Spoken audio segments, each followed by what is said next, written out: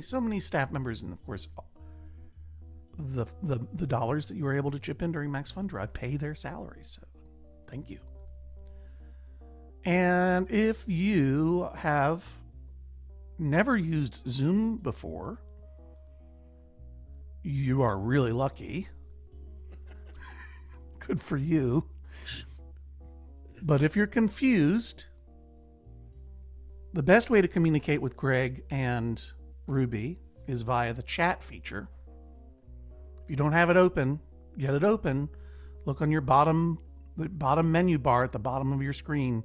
You'll see chat. You can get that open. Click on it. You'll see everybody chatting. You'll have an opportunity to chat to everybody, or you can chat directly to Ruby or Greg or even me. Just click on the little blue button next to 2, and you can change who you're chatting to. For example, I'm sending a message directly to Ruby. Thanks, Ruby. And you couldn't see it happening, but you know it happened because you could hear the clickety-click of my keyboard. And if you need to change your name for whatever reason, I'm not talking about your legal name in real life. I'm talking about your name here, your display name. If I scroll over Chuck's wonderful face, I see that a little name pops up. It says Charles Bryant. There he is. Well, go find your own face. Little game of find your face. Find your face in the gallery, and if you do, mouse over it. You'll see a little blue thing in the upper right-hand corner of your face display window pop up. You click that. You have the option to rename yourself. Be whoever you want to be. And Greg, you want people to rename themselves as their team names? Is that correct, or do I have that wrong? Yeah, that's correct. If you could add your team name to the front of your display name, that'll be the easiest way, because that'll get me alphabetized. I've got pretty much everyone who needs to be assigned at this point, and so I will keep working on that as we get into the rules here in a bit. So, for example, if I were participating in a team, I would put, and my team name was the Fightin' Chucks. I would change my display name to the Fightin' Chucks John. That is ideal. About yes. Right? Yeah. John, I've noticed a lot of people have their cameras off. Obviously, if you want your camera off, that is totally fine. But just make sure, if you want your camera on, to go down to the left where it says Start Video. But you can also play with your anonymity preserved as well, if you'd like. By all means, camera off. No, if you want. If you want, you can do whatever you want. Oh, okay. You know what? And what I do. Dark. Here's a little. No, I like to see people's faces, but I love to not see people's faces if that's what they prefer. We have a lot of options in terms of people seeing our faces or not in the new world that we live in, and I like them all. Yesterday, I walked outside. I was the only person on the street, and I was wearing a mask, and I'm like, I'm not taking my mask off. I feel good. I feel like a cool superhero on patrol. Yeah, it was also chilly. It was also chilly. I like to wear a mask because it warms up my breath. Love a mask. I think we are ready to. I think we've got everyone assigned. Chuck and John, if you are ready to go into our rules and everything here. Ready to go into the rules.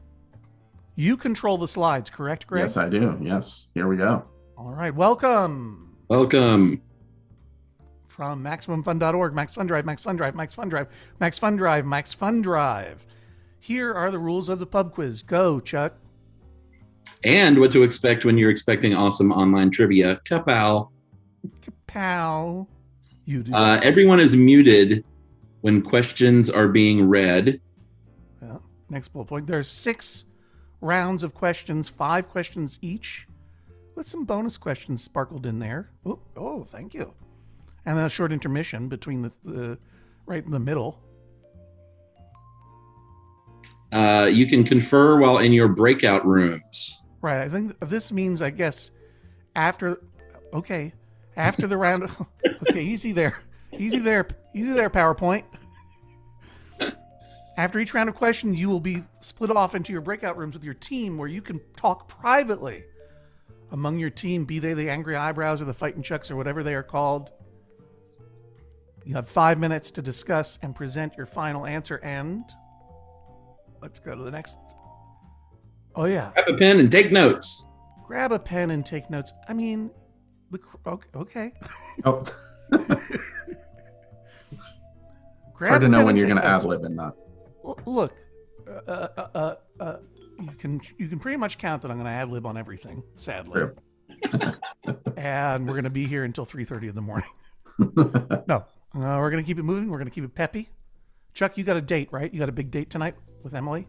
No, our anniversary was last night. We had to cancel our date because my daughter is sick. So Oh no. we stayed at home. Well, all the same, it's Saturday night, right? In Atlanta. Yeah.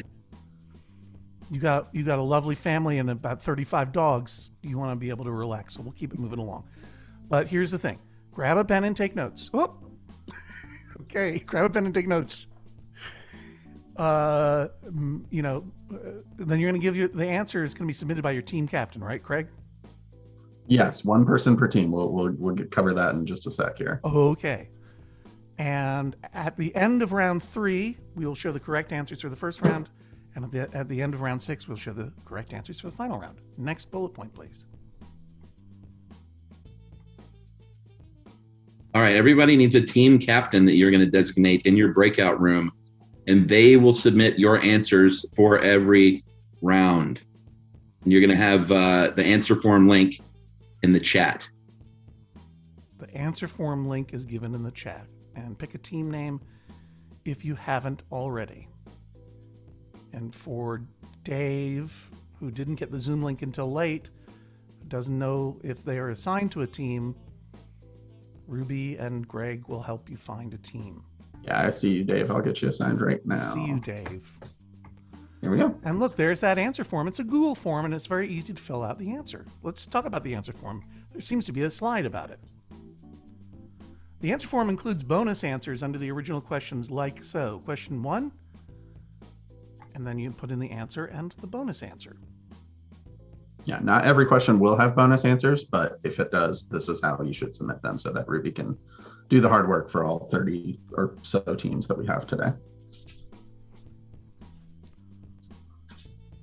If you're tired of talking to your team, or you already know what your answer is, you can come back to the main room whenever you like. Simply click the button that says Leave Room. That leaves your breakout room and brings you back to the main room. It does not shut off your Zoom and end your session. And you can also invite the host to join your room. All you have to do is click a little question mark that says Ask for Help. Now, why would we ever do that, Ruby? Or Greg? Let's say you didn't understand a question. Let's say your team is not on the answer dropdown, which will appear at the beginning of round 2. Let's say one of your team members disappeared. You don't know where they are. These are all reasons people have called us to their Zoom. So those are all. Yep. Any troubles at all that you might have, if you need some help, ask for it. Ask for help. I will say we can't be bribed, we can't be bought. If we come to your room, we will not give you answers. So, and on the topic of ethics, use your Noodle, not your search engine. In this case, Google. Oh, sorry for the buzz marketing there. No, that's fine. That's the one I use. Please, I know we're all looking at computers. There's a million ways that you can cheat, or one main one, just look up all the answers. But we're trying to have fun here. We're not trying to be jerks. You know, if you're cheating, it feels no good. And don't put answers in the chat. Who would be the monster who would do that? Keep your answers on your score sheet. Don't put them in the chat. Don't spoil it for everybody. Be kind and have fun. Arguably, max fun. All right. So with that done, we are going to briefly open the breakout rooms. While breakout rooms are open, Chuck and John will be here kind of chatting along. All you have to do in your breakout rooms today, I know a lot of you have already chosen team names. You will have the opportunity to submit your team name in the first round. But while you're in breakout rooms, all you really need to do is to choose a team captain. So we're going to keep it brief. You're going to have 2 minutes in those breakout rooms, and then we're going to bring everybody back, and we're going to start our first round of questions. Yeah, so we'll see y'all soon. It's just a little mingle. See you in 2. So, John, I'm going to take this opportunity to go get some more ice water. Okay. And I'll be right back. All right. You got 2 minutes, Chuck. Hey, I'll be back in 1 minute. And I'm going to take this opportunity to drink some of the water I have right here. Hey. We have a few unassigned people. If you have your team name in your display name, I'm getting you assigned as we speak. So there goes somebody off to Spicy Ponyhead, and I think that's it. Everyone else is in their rooms. I love Spicy Ponyhead. Put in a room by myself, but I'm supposed to be without a trace. I joined up mid-conversation. Sorry. No, that's okay. Let me get that fixed. Thank you, Sarah, for letting me know. Do you remember the name of the room that you were in by yourself? It was called Houston is Okay. I couldn't come up with a good name, so. Okay, I'm going to get you moved to without a trace then. All right, you are. All right, and we do have some on your other way. folks who have come back. Do you have an issue, or did you just want to hang out? Yeah, no, we're good. It's just the 2 of us, so deliberations were short, so we're good. Awesome. Just the 2 of the Browns. They can make it if they try. Here comes people coming back in. They don't want to be in those breakout rooms. They want. There's a lot. I appreciate it. There's a lot of FOMO in the breakout rooms. So Hodgman, can you? Oh, sorry. Can you see my Ragnarok survival kit in the background? I can see it. Thank you very much for having it. Please don't eat the mayonnaise. It's poisoned by now. It's 10-year-old almost literally 10-year-old mayonnaise at this point. All right, sorry. Just thought I'd take this moment to point it out while there's few. I do appreciate that. All right, I'm about to close the rooms. Chuck's back with hydration. Good reminder for everybody to hydrate. Yes, that's good. Cold Georgia water. Now, Greg, I don't want to be a jerk, but I really loved the jazzy music, and now I feel like It's gotten a little too sedate. I'm getting a massage. Okay, you're right. Felt a little bit like I was getting a massage there. A royalty-free audio massage. All right, we've got everybody back, so That's a t-shirt right there. Yeah. I'll let you take the reins again. Oh, here we go. Here we go, Chuck. Good luck, everybody. Have fun. Good luck, everybody. Oh, here we are. And Chuck and John. Oh, here we go. Round 1. MC, not you. Chuck, what's the nature of this category? The nature of this category are Marvel properties that are not in the MCU. Some are movies, some are comics. But at the root of it all, they are characters and stories that have not appeared in the Marvel Cinematic Universe. Yet. Eventually, we will all be in the Marvel Cinematic Universe. That's right. But there's still a ragtag fugitive fleet of IP and humans out there who are not part of the MCU. So why don't we go to question number 1? Hear me, John.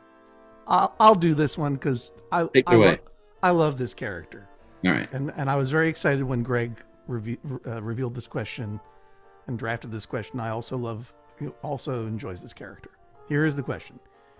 Like his frequent foes, the X-Men, this villain has not yet appeared in the MCU. He first appeared in Marvel Team Up, issue number 66, in which he trapped Spider-Man in a deadly amusement park called Murder World. Question 1.1 is, who is this villain? Who is the villain who trapped Spidey in a deadly amusement park called Murder World, also a frequent foe of the X-Men, Chuck? Chuck, do you know the answer? I mean, I know that you know the answer, but would you have known if I had not? I don't read comics, John, but you know what? My daughter is almost 7, and she is now reading Spider-Man comics and asked for some more the other day. You know what, Chuck? I'm going to send her some. What's better if you're feeling a little sickly than some comic books? I don't have this first appearance of this villain, but I do think I have some Marvel team-ups. Marvel team-up, of course, is when Spider-Man teams up with all these different, usually C- level characters in the Marvel universe of comics, because they were trying to introduce new characters. You may remember that I very famously read 2 comic books growing up, Archie and Richie Rich. you were on the other side. You were in that dimension. Yeah, no superhero stuff, and then the occasional Christian themed comic books that were at my grandparents' house on the holidays. Like Jack Chick comics? No, they were like Christian comic, like The Cross and the Switchblade, and like Bible stories. Let's get the Cross and the Switchblade into the MCU. That'd be incredible. Goodness. We do have a bonus opportunity for this question. I do want to. That's right, Greg. Move ahead to that. As I pointed out, Marvel Team Up was a team-up book. Spider-Man teamed up with a different superhero in every issue. In this particular issue, he was teamed up with a flag-bedecked superhero. For a bonus point, what flag-bedecked, that is to say, this person's costume incorporated a national flag, did Spidey team up with in this issue? Hint, it's not Captain America. There are a bunch of flaggy superheroes out there, Chuck. Flaggy superheroes of different nations. How are you bedecked, John? I'm wearing a blue t-shirt and a hat featuring the logo from one of my favorite teams in extinct hockey, the Ottawa Nationals. Are you wearing pants? Yes. Okay. That seems like a good moment to move to our second question. Continuous. On pants confirmation. Pants confirmed. Chuck, go ahead with question 1.2. Question 1.2. Samuel L. Jackson has helped make Nick Fury one of the iconic MCU crossover characters, but he was not the first to don the eye patch, everybody. A feature-length TV pilot was made in 1998 called Nick Fury, Agent of S.H.I.E.L.D., and it starred what hunky TV star and musician as the titular character? Played Nick Fury in 1998, hunky TV star and musician. Big TV star in the United States. Big musician elsewhere. I believe we have a bonus here, don't we, Greg? Related to that, yes. All right, related to that. In which European country did this actor's music career draw an outsized number of fans? There was one country in Europe that really, really loves this guy. Really went gaga for this guy. I think the first person to portray Nick Fury on screen in this 1998 TV movie, which I think was like a backdoor pilot for a show that never went, right, Chuck? Yeah, I mean, they aired the feature-length TV pilot, but I don't think it took. No. Big TV star in the United States. Big music star, particularly in one European country. Name the star and the country for 2 points. Here comes this one. Now, Ruby, you and I were talking about how Chuck and I would say arguably me in particular, write very, very long questions. Should we have all the prose in there or not? I'm starting to see the wisdom of your suggestion to cut it down, but we didn't. That's why you take notes with a pencil and a paper. Or, here's a little Hodgman hack for you. Screenshot it. Just screenshot that question. Blink. There we go. With Spider-Man No Way Home, that's the one that just came out, all but one of the supervillain team known as the Sinister Six have now been portrayed on screen. They weren't all in Spider-Man No Way Home, but by the time that movie came out, all but one of the supervillain team known as the Sinister Six have now been portrayed on screen. Paradoxically, Aaron Taylor Johnson, who played Quicksilver in The Avengers, which is in the MCU, will portray this character in a forthcoming movie that is not in the MCU. And of course, there's a version of Quicksilver played by Evan Peters in the Fox X-Men movies, also not in the MCU. It's a crazy world. Crazy world. Okay. Who is this very famous canonical Spider-Man villain who has not appeared in any Spider-Man movie in the MCU or otherwise? That is the question. Simple as that. I could have just said that. No hints, right, Chuck? I don't think we have any hints, but would you like to hear my pet peeve? Always. When they cast the same actor to play different superheroes, and it's happened quite a few times, and I never will understand that. The same actor to play different superheroes, or the same actor to play different supervillains? Either one. It bugs me. Ryan Reynolds as Deadpool and also as Green Lantern. Yeah. Bugs. Ben Affleck as the Batman and as Daredevil. Josh Brolin as Thanos and Cable. Oh, really? Yep. But again, Cable is not in the MCU. Thanos is. And that cat is named Levon. Stinktail. Okay, all right, I'm gonna nudge us towards number 4 before anything else gets revealed about this question. Oh, Greg doesn't think we can hold our tongues. Yep. Nope. Go ahead, Chuck. Okay, this is a mouthful. Before they owned Marvel, Disney sued Marvel for copyright infringement over a specific character. This character headlines one famous/infamous, dare we say, film that is not in the MCU, though this character was introduced to the MCU in 2014 while drinking a martini. And here's a hint. As part of the settlement between the companies, Marvel reportedly agreed to thereafter only portray this character with pants on. Name the character. So this character was finally introduced into the MCU in 2014, sipping on a little martini. And this character could be in the future MCU as long as this character has pants on. That's right. This character originally appeared in Marvel Comics. Marvel was sued by Disney for copyright infringement because this character was too similar to a Disney character. This character was eventually introduced to the MCU in 2014, being shown sipping a martini. Might not have been a martini, might have been a different kind of cocktail, Chuck. I don't actually know. Part of the settlement going forward was that this character in the Marvel comics and films would only ever be portrayed wearing pants. Could never be pantsless. Who is this character?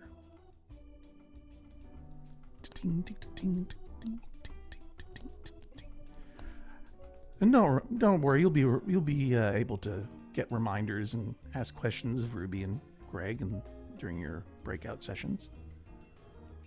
All right, Chuck. All right, John, this is you. We just had some big news the other day.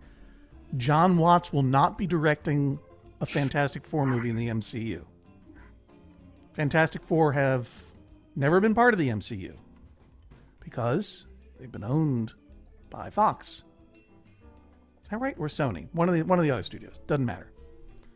Therefore, Johnny Storm, aka the Human Torch, has never appeared in an MCU film.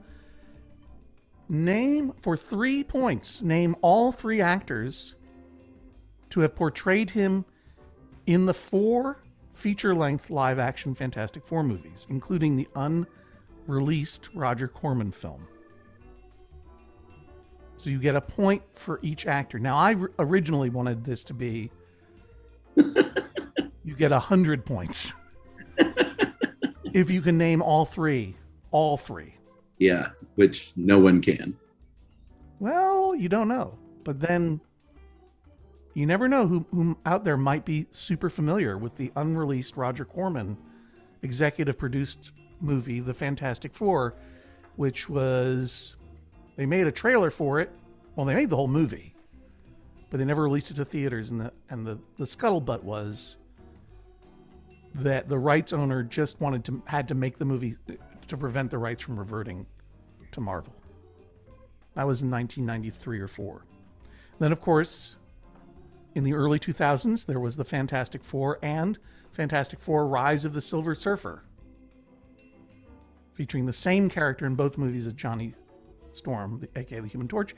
And then in 2015, there was Josh Trank's lamentable Fantastic Four movie starring a different actor. Who are the 3 actors who played Johnny Storm in these 4 movies? And Greg, correct me if I'm wrong, I think that's the end of the round, correct? That's right. 5 questions. We've got bonuses on 1 and 2. I know Ruby had a question for you before we open up breakout rooms. Let's Do we hear it. want to put the text of the questions into the chat, or do we want to make people rely on their own notes? I have no problem with putting the text of the questions into the chat.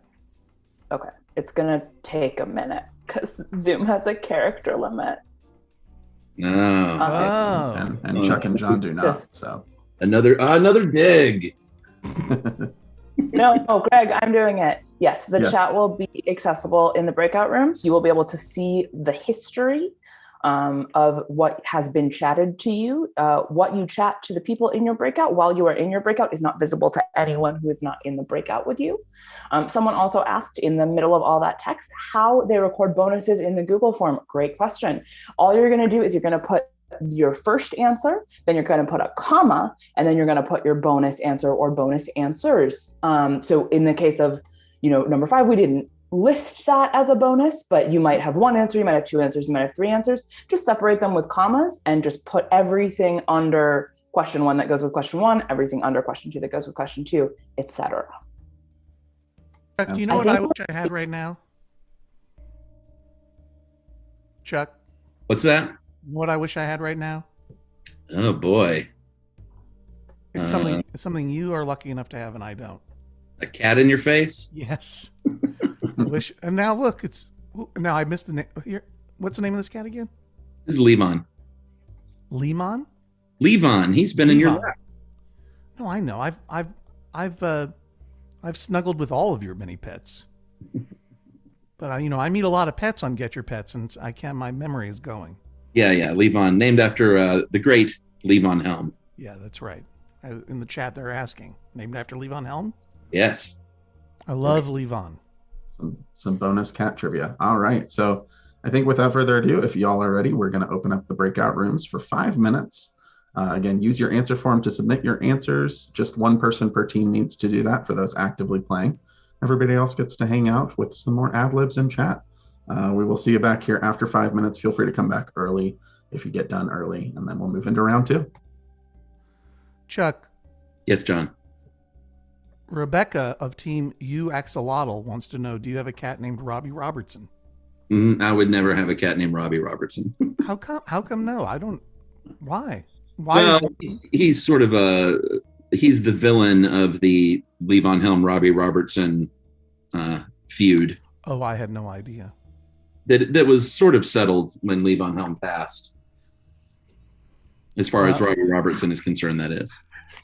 It was settled because he killed his enemy?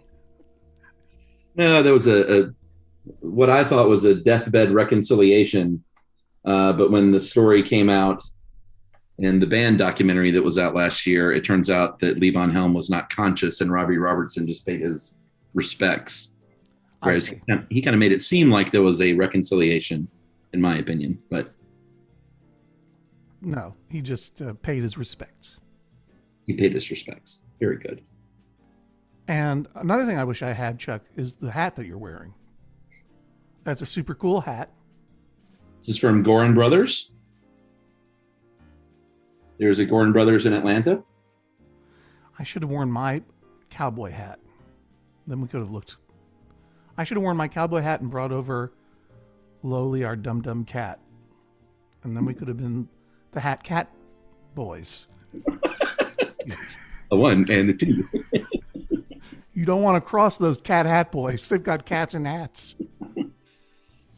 Chuck, Ann H. and her husband Carl, who is a whole human being in his own right, report that KT has this news. KT also of MaxFun Fun. Hi, KT. Ann H. and her husband Carl crushed the MCU questions in the YouTube chat, but even they could not crack that Corman question. Yeah. It's a tough one. I've seen none of those movies, John. Are any of those any good? The Fantastic Four?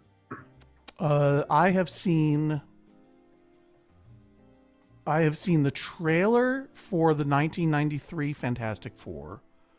It was not directed by Roger Corman, but he agreed to executive produce it for about $35 in order for whoever the rights holder was at the time to say they had made a movie, so Marvel couldn't get the rights back. And then I believe those rights were sold to Sony, Columbia Pictures. And I saw The Fantastic Four, and then I saw Rise of the Silver Surfer with different actors, including but not limited to. Mr. Fantastic was played by a Welsh actor whose name I can't pronounce, Ian Griffith. And I saw him in an airport once. And we smiled at each other and said hi, and that was it. I was like, Mr. Fantastic? He said, Mr. PC? We didn't say those things, but that's what it said. John, sorry. We had a question from the chat. Please. From the YouTube chat from Ann H. wanted to know, was the question writing process collaborative? Yeah, Chuck and I each came up with categories, and then we wrote our own questions. And then, of course, Greg, you wrote a lot of the questions, and we all chatted about them and talked about them and stress tested them. And Ruby wrote some too. I'm taking. Yeah, Ruby and some other. We're kind of MaxFun fans here at Trivia Mafia, so we took a run at the categories you gave us, and then you took a second draft at those questions, and we landed where we landed. So it was a real pleasure. When it comes to Triv, I like to be tricky, but I also like it to be figure-outable, and I like it to be interesting. Those are always, when we do pub quizzes together, Chuck, and we've done them for a long time, that's sort of our ethos. They should be interesting and figure-outable if you're in a team of 5 or 6 folks, each of whom are pretty culturally literate and don't care about sports. That's pretty much my gold standard for a question. Speaking of caring about sports, I do just want to give a shout out. I'm sure he's out enjoying his Saturday and not watching this YouTube stream, but our colleague Tony really stepped up for some hockey content that's coming up. He's a professional hockey writer in addition to working here. So when we saw that as a category, we were like, Tony, what are you doing today? Professional hockey writer. That's very cool. So yes, this is the product of many minds. And by the way, folks, I just, Ann H. and her husband, Carl, is a home human being in their own right out there on the YouTube. Just want to say a special hi to everyone who's watching along and playing unofficially along on the YouTube. As you know, your donation of $6 to CASA/GAL is very, very much valued, as is your whole human beinghood and your presence here. So thanks, everybody. We're closing the breakouts now. We're moving on. We've got everyone back. Everyone's back. Wow, good job, everyone. All right. Round 2 is 2-hit wonders. These are musical artists, maybe authors, maybe filmmakers, maybe they're all kinds of creators who are known for primarily having not one hit, but 2. And I'm getting a note in the chat that we're still waiting on 3 teams to come back. Is that still true? Shall we hold for a moment? Everybody's back. We're waiting on now 2 teams to turn in their answer sheets. So if you haven't turned in your answer sheet and you intended to, please do so. You guys can go ahead. I just want to, if you're having any kind of issue with the Google form, you don't know what I'm talking about, you don't know what's going on, message me directly and I will help you. That's Ruby, everyone. Ruby. Message Ruby directly if you're having trouble filling out your answer sheet. 2-hit wonders. Shall we begin? Let's do it. Why don't you take this, John? All right. This actor was nominated for a Best Supporting Actress Oscar for playing a character whose last name was Corleone, and then nominated or won? Do we know? Just nominated? Well, let's just say nominated because I'm not sure, because they were for sure nominated. Okay.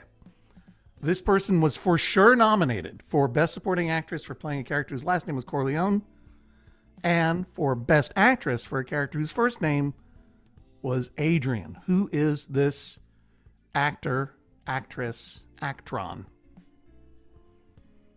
Like Actron. Actron. And I believe there's a bonus here, right? Or did that go away, Greg? Yeah, no, we've got a bonus. Here you go. What's the bonus, Chuck, since you're so into it? Sounded weirdly hostile. Name her famous actor, musician, son. Right. So this person, I am fairly confident, uses she, her pronouns. She is an actress. She was nominated for 2 Academy Awards, one for Best Supporting Actress for a character last name Corleone, then nominated for Best Actress for a character whose first name was Adrian, and in real life, this actress, actron, has a human son who himself is a famous actor and a musician. Right. Bonus for 2 points, name both. And although it may be debatable, her two-hittedness is pretty much on point here for these 2 films. Yeah. Yeah, I would say I could not think of another. I can't. She certainly had roles before, One of- prior to her first nomination. Yeah. But she's pretty well, and she's, well, I don't want to give any more hints.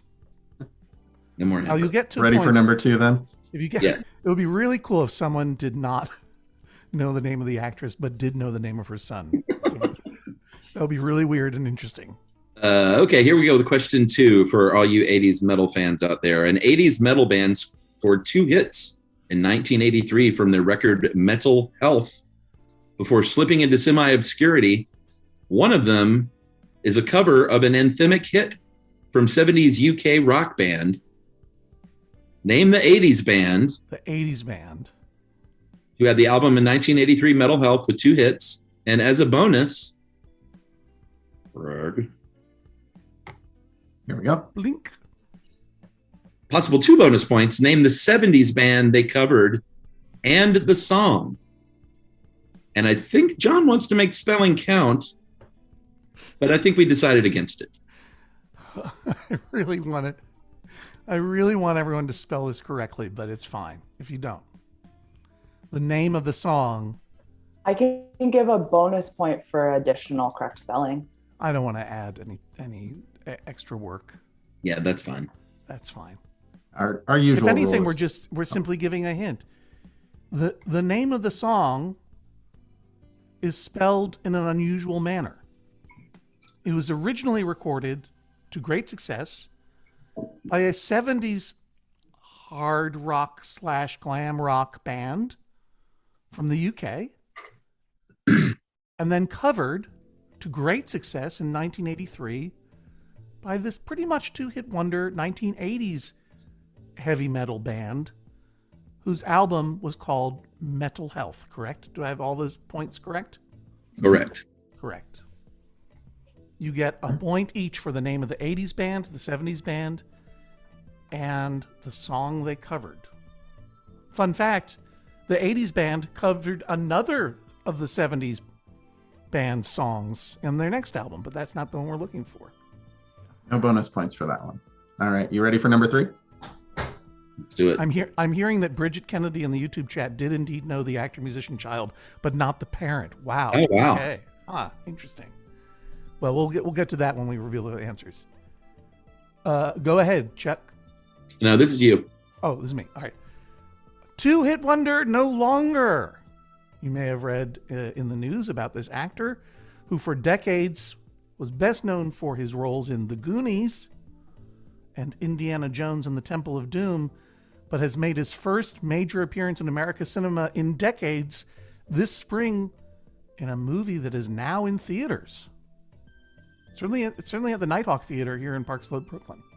And In it's fact, I so might even go see good. it tomorrow. It's good, right? It's good. Oh my God, it's great. What is the name of this 2-hit wonder who is no longer a 2-hit wonder?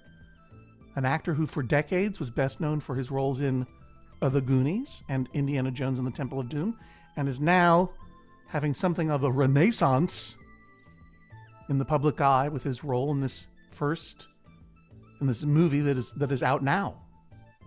And speaking of that movie, we got a bonus. Yeah, what's the name of this movie?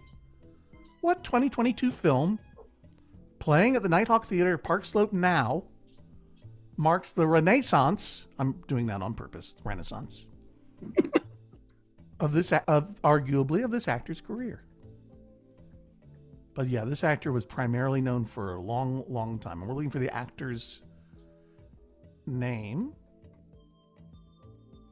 And there are two ways to say this actor's name, because I believe this actor was credited two different ways. Not wildly different, but like it's not, here's a hint, it's not Lawrence Fishburne, who for much of his career was credited as Larry Fishburne. So when this character was in The Goonies and Indiana Jones and Temple of Doom, their name was listed as XYZ, and now it's a different combination of those letters, as it were. John, the person's name is not XYZ. You know what Larry Fishburne, how he was credited in Apocalypse Now? Lil Larry Fishburne? Yes. Wow, that was my joke. Oh no, That's great. I'm sorry. No, I can't believe you said that. That's fantastic. Lil Larry. I had not seen, when I rewatched Apocalypse Jones for the first, Apocalypse Jones, that's a cool name for a franchise. When I rewatched Apocalypse Now and I realized Larry Fishburne was in that movie, I was like, holy moly guacamole. He was a youngin'. He was just a little feller. Now all I want to see is a movie called Apocalypse Jones. Oh, Apocalypse Jones. The sequel to Osmosis Jones, probably. Right. That's right. All right, here's number 4. First, a shout out to my old friend David Guion, who, when we saw the first movie, arguably the first MCU movie, Blade, the Vampire Hunter, he had no idea of what it was about when he goes in, and he didn't want to go see it. When he came out, he said, "If you told me that this movie was Vampocalypse Now, I would have been there in a second." All right, your turn. Okay, on July 27th, 2009, Josh Willingham of the Washington Nationals professional baseball franchise, that's right, became only the 13th player in the history of Major League Baseball to do what 2 times in a single game? Josh Willingham, Washington Nationals, only 13th player to do this 2 times in a single baseball game. And Chuck, who wrote this sports question? Who wrote the sports question? You did, John. I wrote the sports question. That's why I had to put in baseball team to remind myself that we're talking about baseball here. Washington Nationals baseball team, July 27, 2009. Josh Willingham is the latest of only 13 players in the history of Major League Baseball to do this twice in a single game. Remember your category, everyone. Remember your category. John, I'm going to say a sentence now, which is, I'm not the first Max Funster to utter this sentence. My cat almost knocked over my lightsaber. Happens to the best of us. Ooh, that's a nice one. Whose saber is that? That is. That looks like Darth Vader, right? I should have known. Do you have more than one? Oh, here we go. Chuck, you wrote this one, and I loved it. Do I have your permission to read it? Yes. We're looking for a film director, everyone. This film director that we're looking for is well known for his genre and low-budget cult films. But he also directed 2 legitimate hits.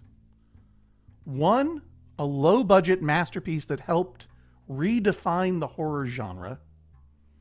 And the other, a big-budget studio hit film that he directed, but the film was written and produced by Steven Spielberg. Who is the director? This one's easy. You think it's too easy, Chuck? I don't know. I think it's easy. Any film. If you're a movie head. Yeah. If you're a movie head, you'd probably know. But would you know the bonus question? Oh, bonus question. Hit it. Oh, for 2 possible bonus points, name both of those hit films. Oh, interesting. Interesting. John, I just saw the new T West horror movie the other night, X. I almost watched that myself last night. Was it good? It's good. It evokes one of these films. Oh, interesting. Oh. Which one? The later one or the earlier one? The earlier one. Really? Yeah. Quality horror movie. You get a kickback for this? No kickback. What do you think? I'm selling mattresses or recipe subscriptions? I almost watched Bruce Campbell in Army of Darkness last night. Because I was listening to a podcast all about it. Our friends at Blank Check were making a good podcast about it. And, I just couldn't watch it because my wife is a whole human being in her own right, was in the room, and my son was in the room, and I knew they weren't going to get it, and they weren't going to like it. And it was just going to bum me out. You don't think your son would like that? He didn't like Evil Dead 2. Oh, boy. I mean, I'm loath to cut off discussion of Sam Raimi and all of this, but as you are moving into round 2, please be aware that your team names are now on a drop-down menu. If you don't see your team names on a drop-down menu, just refresh the answer form. It should be there. If you do not see your team name, please call us to your breakout, send up a flare, come back, let us know, because you need to be on there to play. Yeah. All right, cool. So I'm opening those rooms now, and we will see you back here after 5 minutes for your final round of the first half. See you soon. Our son didn't hate Evil Dead 2, Chuck. Okay.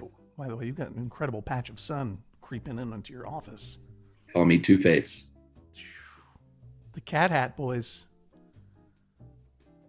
have a new partner, Two-Face. He didn't dislike it. He just didn't get the mood of it, And I don't know, yeah. I think that it's a different experience watching that movie in a theater as a teenager, which is what I did, versus watching that movie in a living room with your dad showing it to you. I would just think tonally, it's it's a bit of a grab bag. Do you not consider it to be a masterpiece, Jeff? Oh no, I love Evil Dead 1, Evil Dead 2, Army of Darkness. Yeah. I'm a big fan of that world. I even saw the Evil Dead remake. Oh, really? Yeah, it was okay. I mean, it certainly pushed the horror and didn't have a lot of fun elements to it. But the first Evil Dead wasn't very funny. They really kind of went for it in number 2. No, they went. Each one of them is completely different from the other, even though they're nominally the same character in the same story. But Bruce Campbell as Ash is a different human being in each one. I think they realized he was funny in the in-between, didn't they? I think that they had already made a whole bunch of Three Stooges style short films together in Michigan as high school pals. And they wanted to do something like that, but then they Sam, Scott Spiegel, and Bruce and the others all kind of figured out what's an easy movie to finance? A horror movie. So they went and they watched 100 horror movies at 100 drive-ins and wrote The Evil Dead to be a straight-ahead horror movie in order to get a movie made. And then when they had the opportunity to make Evil Dead 2, Sam and Bruce and the high school pals were like, okay, now let's make it weird. Let's make it a cartoon. Let's make it a Three Stooges movie. And then by the time they made Army of Darkness, they're like, let's just do what we have to make Bruce as uncomfortable as possible. Let's just torture Bruce the entire time. Bruce Campbell, everybody. One of the nicest. Did you ever get to have him on Movie Crush, Chuck? No. We got you and me and Bruce have to have dinner sometime. What do you think about that? You like that idea? Name it. I'd fly to New York for that. Maybe we'll all come to Atlanta. Oh, 2 minutes left, everybody. Submit when you can. If you're just waiting around, throw it in the chat. What movie star or actor Not doesn't have to be a movie star. Would you like to have dinner with? And I want you to think about it carefully, right? Because you may love the movies of Tom Cruise, and you may love Tom Cruise, but 2.5 hours? I mean, I'm talking about dessert and coffee too. Living, or they have to be living. It has to be possible. I want you to dream a dream, a real dream. Bruce Campbell is not a bad choice, says Roman in the Solo Bolo team. And I agree with you only because Bruce is a very fun guy. He's got a lot of stories and loves talking about his career, and he's also not too intimidating. I'm picking Bruce, Chuck. Who do you bring? Powerline from a Goofy movie. I think that's a cartoon. I don't think that works. I'm talking about a human being. Sorry. You didn't say so, I'm, Jeff Bridges, says Roman. That's a good one. Jeff, would you have dinner with Jeff Bridges, Chuck, or would you be too scared? No, I'd love to meet Jeff Bridges. Although my pick, I think, and my dream movie crush guest that I came a little close one time to actually getting him was Spike Lee. Oh, yeah. I wanted to sit down with him and talk. That would be intimidating to me for sure. Yeah. But for sure, someone I would be very honored to meet. You know though that if you make a date with Jeff Bridges, Bo Bridges is going to show up. That's It's like, oh, and here's my brother Bo, and you're like, oh, really? Damn it, Bo. That's the secret. He's always Bo. He's always Bo, right?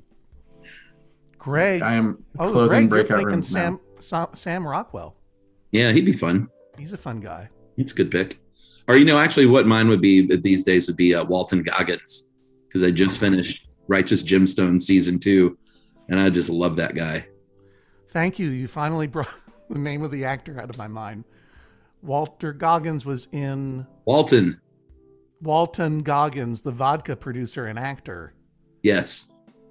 Was in that FX show with The Shield with Michael Chiklis, who played Benjamin Grimm, the Thing, in the 2000s era Fantastic Four movies. That's what the one I was looking for. And then Jessica Alba, of course, played Sue Storm, the Invisible Woman, one of the most offensively named superheroes of all time. Before she decided she was too wealthy to be in movies anymore. Yeah. I mean, honestly, it's hard. It's hard work. Oh, here we go. Round 3. Woo, Extinct Hockey. Some more sporty questions from the mind of me, Judge John Hodgman. And Chuck, you like Extinct Hockey, right? I love all kinds of hockey. Ghost hockey, extinct hockey, pretend hockey, imaginary hockey. There's someone tuned me into a minor league hockey team playing out of Savannah, Georgia. It's not extinct, but it sounds like an extinct hockey team, and it's cool. The Ghost Pirates. Maybe you and me and Chuck, maybe you and me and Bruce Campbell will go to a Ghost Pirates game in Savannah. How about that? Yeah, well, Michael Ian Black lives there now. We can take him. Yeah, we can take Michael Ian Black. I'd love to have dinner with Michael Ian Black. Boy, oh boy. Okay, here we go. Round 3, Extinct Hockey. All right, so the deal about Extinct Hockey is my favorite sport. Ottawa Nationals will not be featured in any of these questions. Hockey, Chuck, as you know, is the minorest of the major league sports. It's a small fan base comparatively, and so there's a lot of extinct hockey teams, a lot of sad stories. And here's one of them. No one remembers the Yellow Jackets, Chuck. No one remembers the Yellow Jackets, but the colors of this extinct hockey team's uniform would eventually be shared not only by this city's current hockey team, but also its baseball team, its football team, its women's football team, and its professional ultimate team. What is the city? For which city in North America, that's a hint, for which city in North America did the Yellow Jackets play hockey, then go extinct, and yet the distinctive colors of their uniforms would come to be used by all of this city's existing current major league sports teams, including baseball, football, women's football, professional ultimate. And I don't think this is a question in good faith. Football here being American football? Yeah. In fact, this team's soccer team doesn't use these colors, weirdly. Oh, bonus question. Oh, yeah, for 1 bonus point, name both of the colors. What are the colors that we're talking about here? The Yellow Jackets debuted and are now currently used by this. So what is the name of the city? And what are the colors of almost all of its sports teams? I'm talking about the colors of the uniforms. And Ruby points out you need both colors for 1 point, no half points here. And, right.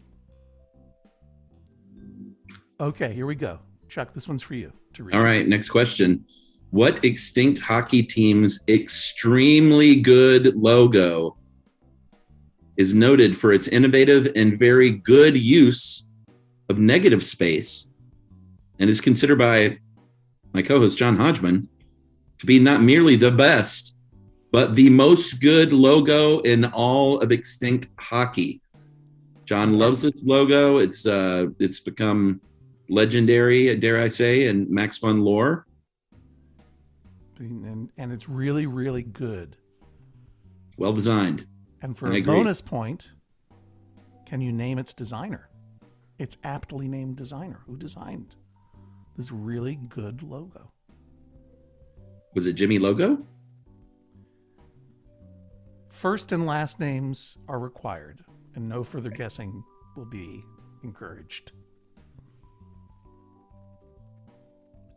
Question 3, round 3. 3.3. What precursor to the Philadelphia Flyers played a single pathetic season from 1930 to 1931 before folding with a winning percentage of .136, a record of failure that would last for 45 years?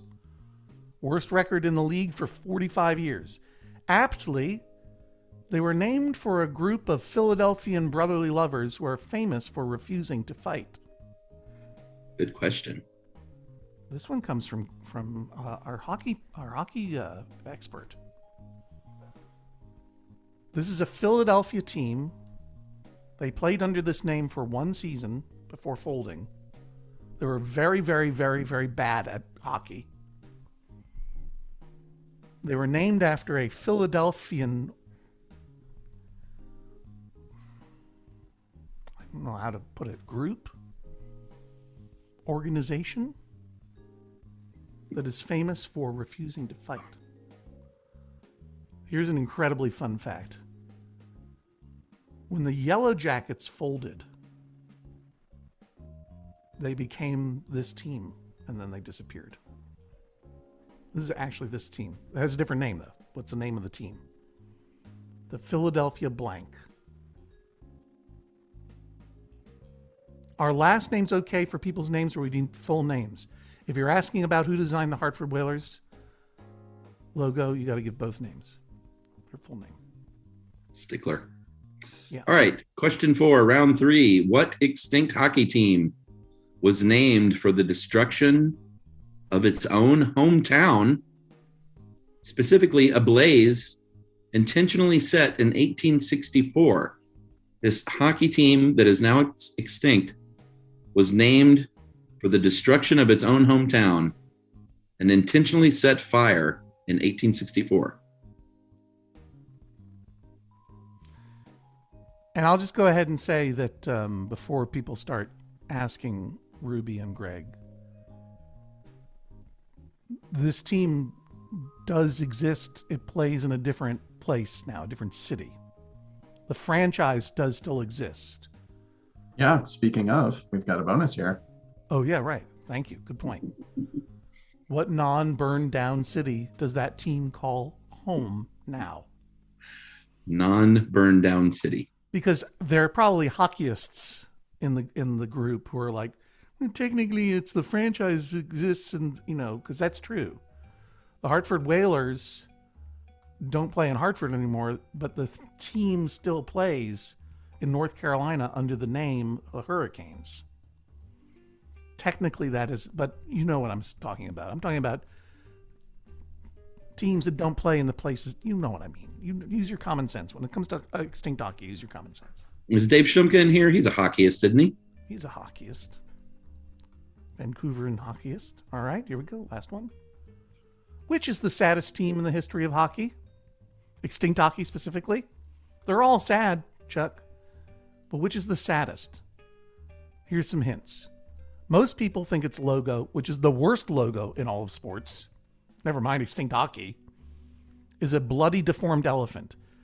Its mascot, Badaboom, was some kind of disturbing blue otter, maybe? No one knows for sure. And the team was so bad that as the worst team in the league in 1991, their first-round draft pick, very famous hockeyist Eric Lindros, simply refused to play for them. Said, no, I shall not play. And he was, after a long standoff, he was traded for several players from the Philadelphia Flyers, who finally helped this franchise win its first Stanley Cup in its history, but only after they moved to Colorado. I ask again, people of Maximum Fun, what is the saddest team in extinct hockey? And thus ends the round. Chuck, do you know that one? Can you figure that one out? Yeah, I know that one. It's the only one I know. That's the only one you know in all five? I think so, yeah. No. Well, no. I know the best logo. You don't know the good logo. You know the good logo. You know the bad logo. Yeah. All right. I'm gonna break in. Greg, I made an error. Hang on. Thank you, Ruby. I didn't paste some of the correct chunk of the questions in. Oh, okay. Gotcha. I pasted the first chunk twice. Gotcha. All right. These are out of order, but they're all here. We can go. Okay. So questions are in the chat. If you need to reference them, everybody. 5 minutes in your breakout rooms to wrap up the first round or first half. We'll come back, find out what you got right, what you got wrong, etc. See you soon. John, I'm going to take this opportunity to go to the little podcasters room, and I'll be back in 1 minute. That's absolutely fine. Goodbye. And I am going to take this moment to see if I can. Oh, I can't. That's probably for the best. I can't share my screen to show you my city in SimCity. I'll take a picture of it and put it in the chat. Oh no, now I can. All right. And here we are. I changed the settings for you. I appreciate that. I think I have to hop out before you can, so let me. No, I'm doing it now. It's happening. Oh, I see. This isn't the city that I'm building on my daily Bob Ross style Joy of Painting show, which I call Joy of Zoning, because I have to zone residential and commercial. This is a new one. And you can see it's 2:40 a.m. here in Town 365. I call it Town 365 because I consider that to be very poetic. Also, I have two coal mines here, and my very first coal mine, I learned I was extracting 365 tons of coal. This is Town 365. The wind is blowing from north to south. If the north is top of the screen, and I say that it is. Therefore, I'm zoned residential and commercial here. And I've got all of my dirty industries, my industrial zone, my power plant, my sewage outflow, and of course my dump, all down here at the south. That way, my humans, my Sims, don't complain. Let's see how they're doing. Let's go on down to street level. Boink. Oh, you can hear their little lives going on, the honks. And here's some Sims walking around. What's your deal? That's Aldo Crane. Oh, uh-oh. People are dying all around us. That's not great. Let me check in with the hospital. But at the same time, Aldo Crane, if you're so upset, maybe I should just go ahead and plop a park on top of you. Yeah. Look at all those happy smiles. Why is everyone so happy? Well, because I treat them right here in Town 365.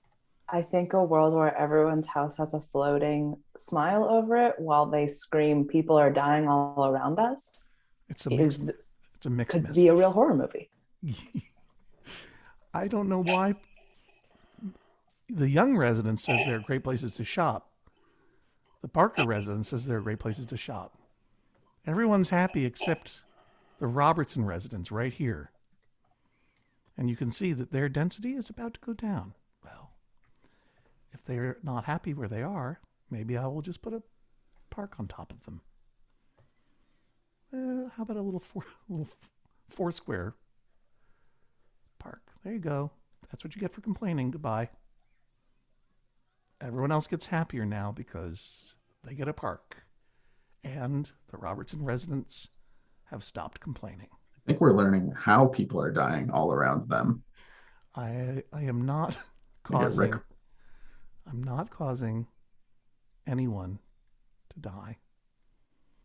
It's just the fact is that the Sims who live in this town are a little bit confused. If you complain, you get eminent domain. That's the slogan. That's for the slogan civic right development. There. Yeah, exactly. And I'll go check and see if there's anyone else complaining. What's happening here at the Sausage Symphony? They're making a lot of profit. Harsh Realty is now hiring. And Wilson's Finest Insulation for Attics is closed for the day because it's 4/18. Let's go ahead and check in on our city hall. Nothing going on there.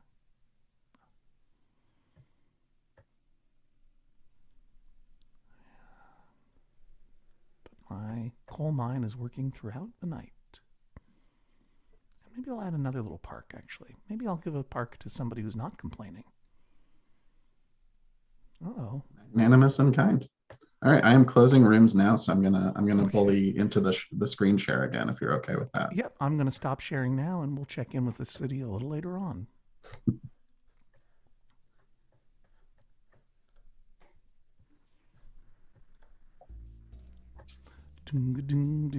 People are coming back. Oh, Chuck's back too. Hi, Chuck's Chuck. back. I mean, I think that's Chuck anyway. Chuck, are you okay over there? Okay.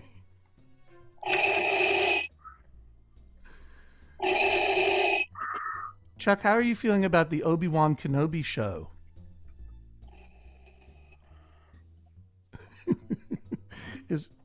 What? Oh no! Wow, wait a minute. I gotta pin this. Whoa! It's just me. Two-piecer. I didn't. That's some kind of real helmet. Two-piecer, as they say. Three-piecer. Oh. Oh, what was the third piece? Greg, I'm sorry. I said two-piecer, as they say, but it was Greg who said it. There's a neck piece that I didn't wear because it gets a little too tight. Hmm. Hey, Alrighty. The first half is complete. Let's talk MaxFun Drive. I'll follow along. As you know, MaxFun Drive has one more week to go. We are in the middle, the middle of our trivia contest, and as well the middle of our MaxFun Drive. And our goal by the end of Friday next is 20,000 new upgrading or boosting members. As I mentioned before, all of our shows are artist-owned and audience-supported. Your shows receive your money. When you join or upgrade or boost your membership, you get to pick where those dollars flow. The favorite shows, the ones that you love, that's where the bulk of your dollars will flow. All shows, big and small, work hard, but they don't deserve to work for nothing. This is our primary way of staying in business as a podcast network. We're not selling eyeballs to big corporations. We're not putting things behind paywalls. We're keeping our community free and open to everyone and only ask 2 weeks a year for your support. And we have lots of cool thank you gifts this year, including, well, let me think. I better get it up in front of me because what do you have there, Chuck? A Maximum Fun Creativity Pack. Is that what that is? It's a 10. Max Fun actually gives out some pretty useful little fun gifts because it's not just let's just throw our logo on something that's beautifully designed.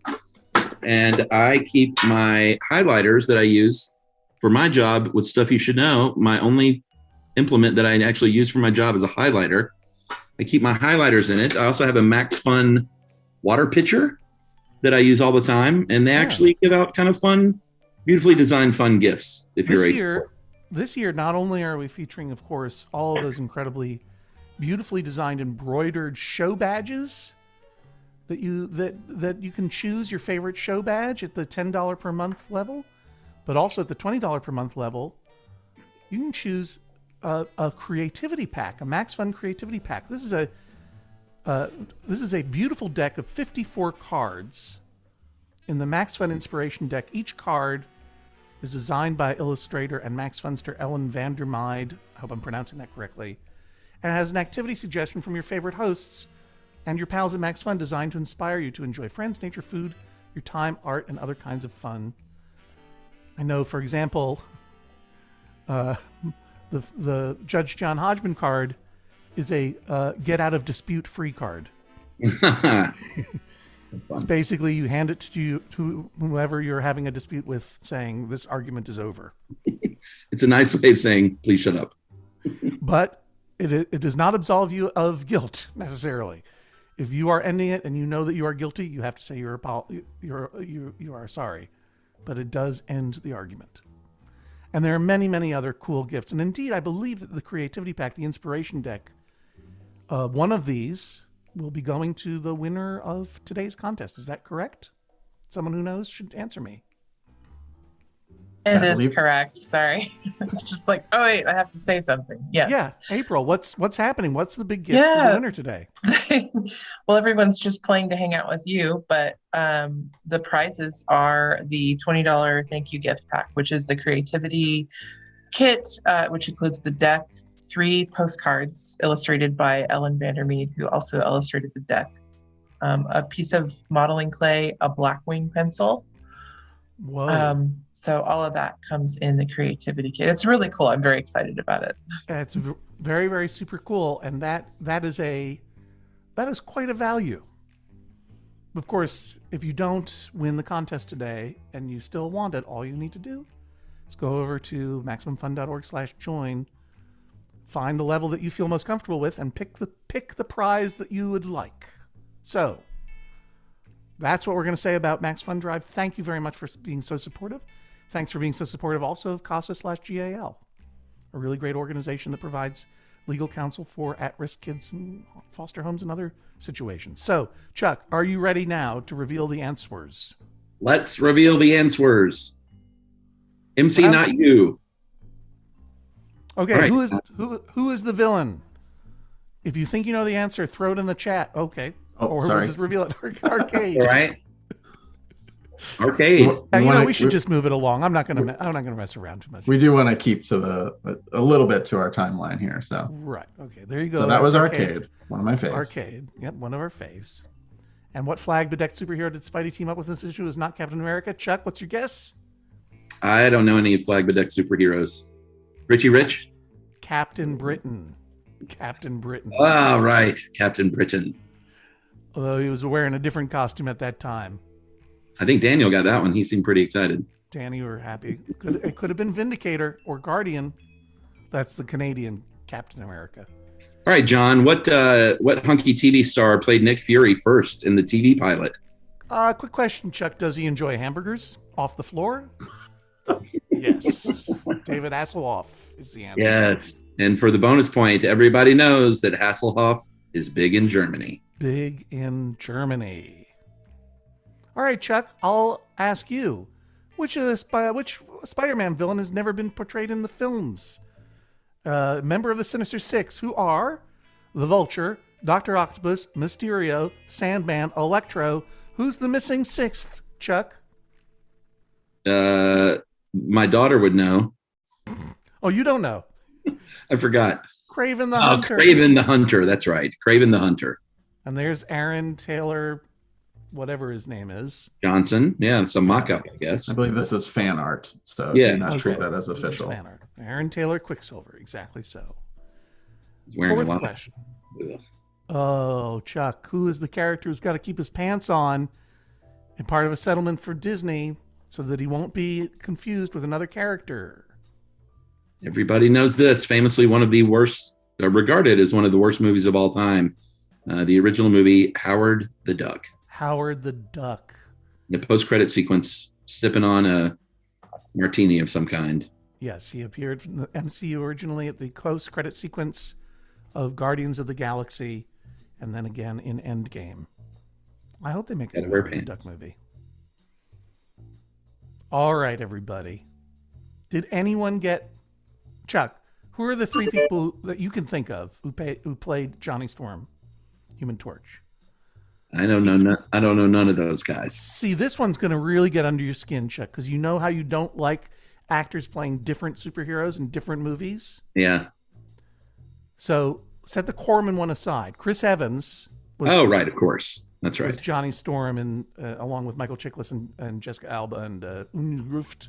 Michael B. Jordan famously played Johnny Storm and made a lot of internet creeps angry about it.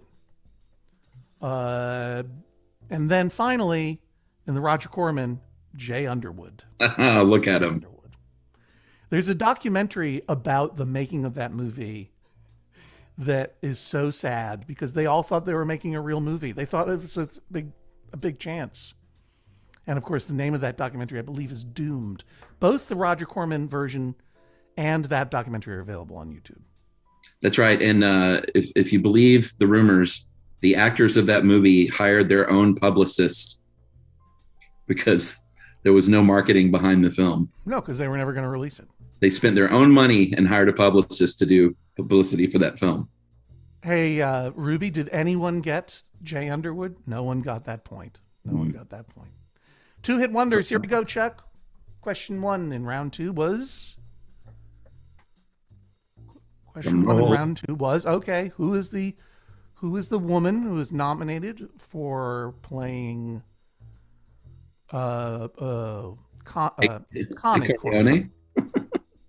Connie was the name of her first name, right? Yeah, I think so. In the movie The Godfather. And Talia Shire. Talia Shire. And her Talia son, Shire's son, of course, star of Bored to Death. That's most right. known as the star of Bored to Death, Jason Schwartzman. Schwartzman. I'd have dinner with him, Chuck. You, me, and Jason Schwartzman. Oh, man. I'd rather have dinner with him than Bruce Campbell. Sorry, I better text Bruce back then. It's off. Sorry, Bruce. 80s metal band scored 2 hits. What is the name of the 80s metal band? That would be Quiet Riot. Quiet Riot. Yeah, they are. They covered a song, 2 songs by this 70s UK band for the bonus point. Slade. Slade. I love Slade. Whoa, and come on, feel the noise. That's how you spell it. That's how it's spelled. They were famous for spelling their songs in a weird way. But can we just go back and see that guy's mutton chops? Oh boy, on the left. What a little... I'm looking up his name because he has an interesting name. And the other one, and then the next album they covered Mama, We're All Crazy Now. Okay, we'll move on. Yeah, I think we'll get pulled off YouTube if we leave that slide up for too long. So, who is the 2-hit wonder no longer? The actor who was in the Goonies and the Indiana Jones and the Temple of Doom, and now is in a new movie. The actor's name, Ke Huy Quan. I'm sorry if I'm mispronouncing that. Also known now, also credited as, what is it? John. He was Everyone Jonathan. got his current name right. Who got this? No Say one it put again, his. Ruby. No one put his English Oh, that he didn't care great. for. So Well, well, it's done, awesome. well done all. Well done, all. And the movie, John, the lead singer of Slade, his name was Noddy Holder, Noddy. Yeah, that's a great name. And meanwhile, the 2022 film in which Ke Huy Quan is in, making his return to public life, is Everything Everywhere All at Once. Chuck, you've seen it. Thumbs up from Chuck, right? Double thumbs. Shell Yo. Fantastic. And Jamie Lee Curtis, star of Dicktown. Available now on Hulu, bit.ly/Dicktown on July 27th. Oh, this is the big baseball one. Chuck, what did Josh Willingham do? Only the 13th person to do in a single game. Remember the Grand Slam. Yeah, 2-hit wonder. He hit a grand slam, 2 grand slams specifically in one game. Only 13 times that has happened. Josh Willingham was one of the people to do it. Finally, Chuck, who's this director you like so much who directed these 2 hit films? One, a horror movie that is essentially redefined the genre in the 70s. The other, a 1980s big hit that Steven Spielberg produced, wrote, and some say directed too, but the credited director is Tobe Hooper. Tobe Hooper. And those movies are, of course, Chuck, The Texas Chainsaw Massacre and Poltergeist. I did not see The Texas Chainsaw Massacre until last year, believe it or not. It's a very intense film and not a bad one. Okay, Extinct Hockey coming at you. Let's do it fast because no one cares. Chuck, what color are Yellow Jackets? I would say this would be yellow and black, would be my guess. Right, Pittsburgh, Pennsylvania. Yeah, they have all their teams are yellow and black. Yellow and black or gold and black. I'll take either one, I think is fine. The Steelers, the Penguins, etc. all wear yellow and black. What Extinct Hockey team's extremely good logo is noted? What is the good Extinct Hockey logo that I love so much, Chuck? The Hartford Whalers, one of the great logos. Look at that negative space. It's a whale tail. It's an H. And a W. It's a W. It's everything. And it was designed by I don't know this. West Hartford designer Peter Good. Lots of hints in that question. Yeah.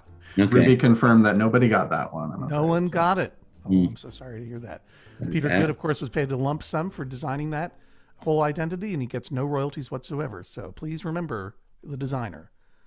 Who were the Philadelphia hockey team was named for a religious organization that is famous for not fighting in wars?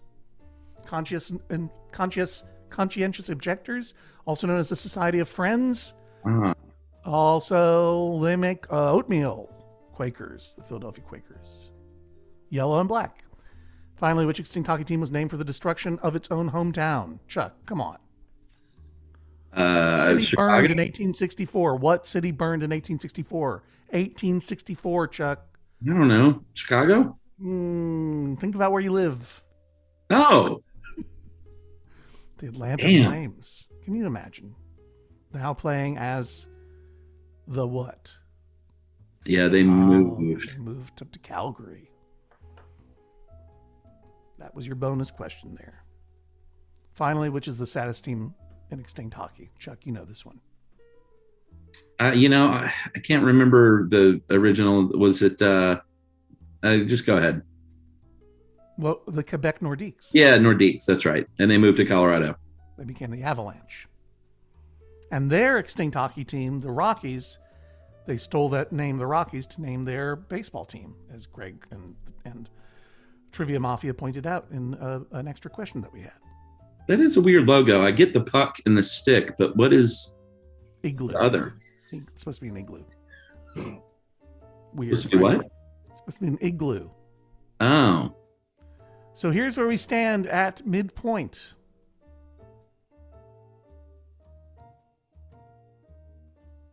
Anytime. 1 second. I'm just sizing up the scoreboard here. So we're sizing up the scoreboard. I'm sorry. I thought you had it ready. Get it nice and shareable so it looks nice and pretty. All right. So here we go. We'll start at the bottom and we will scroll up. We've got the later day Skanks with 9 points. Beaujolais Bungalow with 11. 13.5 for DeBrown. Spicy Ponyhead, my favorite team name of the day, with 15. Meeple Liberation Front with 19. Trivia Delinquents with 19.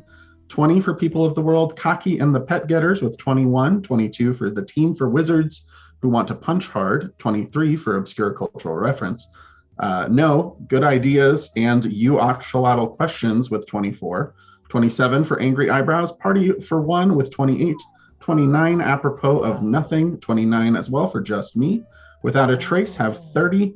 And on the top spots, we've got Solo Bolo, Isolation Bangs, and the Rocket 22s with 31 points for those first two. But then Rocket 22s are 4 points ahead currently with 35 points. Wow. Rocket 22s, Isolation Bangs, Solo Bolo. Let's hear it for all of our teams and move on to the next round.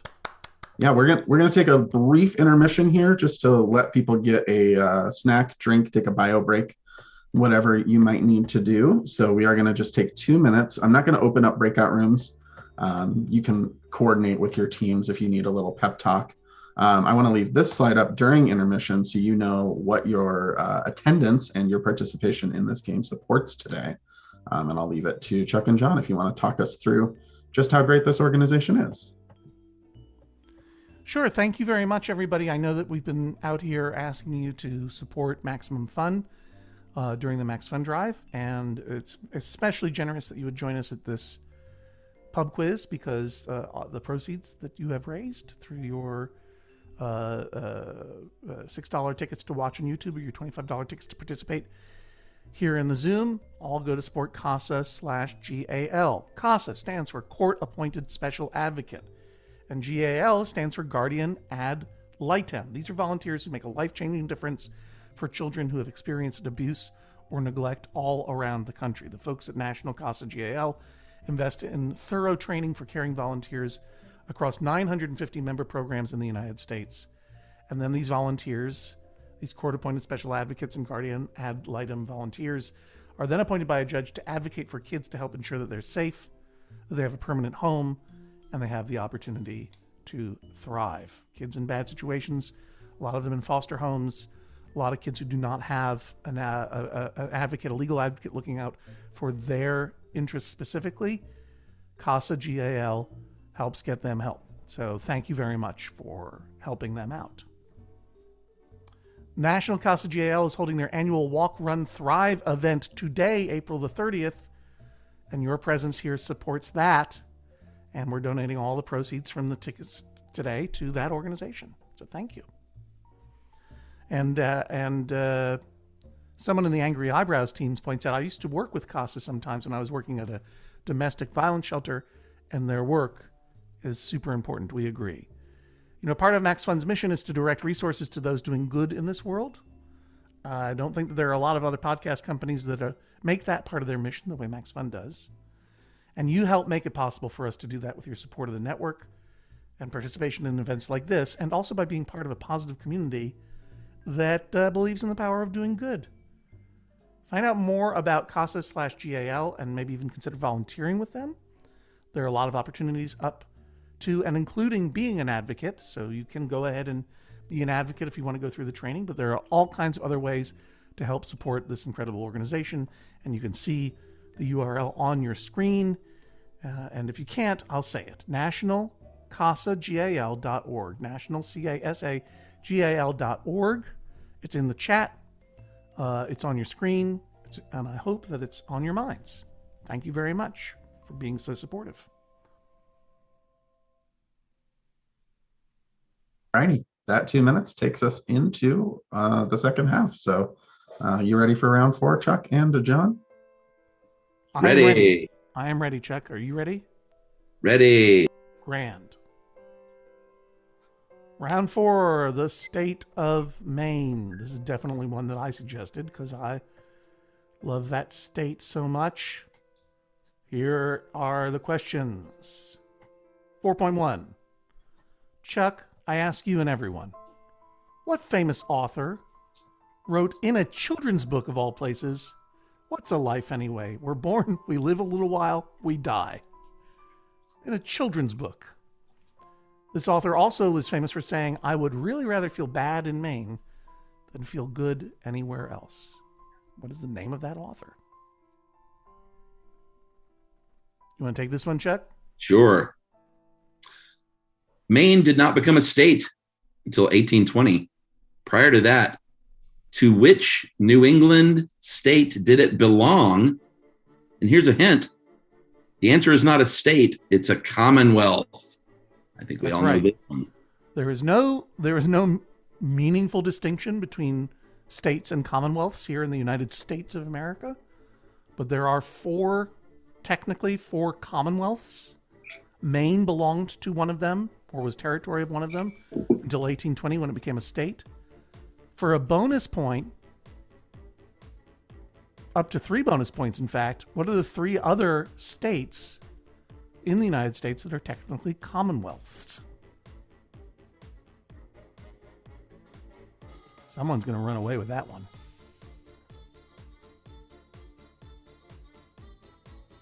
This is a question about moose, Chuck. You ever see a moose? No, I've seen a caribou. Yeah, those are pretty big, but moose look like alien visitors to this dimension. Yeah. And Maine is home to the most moose in the lower 48. There are 2 kinds of antlers in this world, Chuck, and moose have one of them. What kinds of antlers do moose have? Palmate or dendritic? Palmate or dendritic?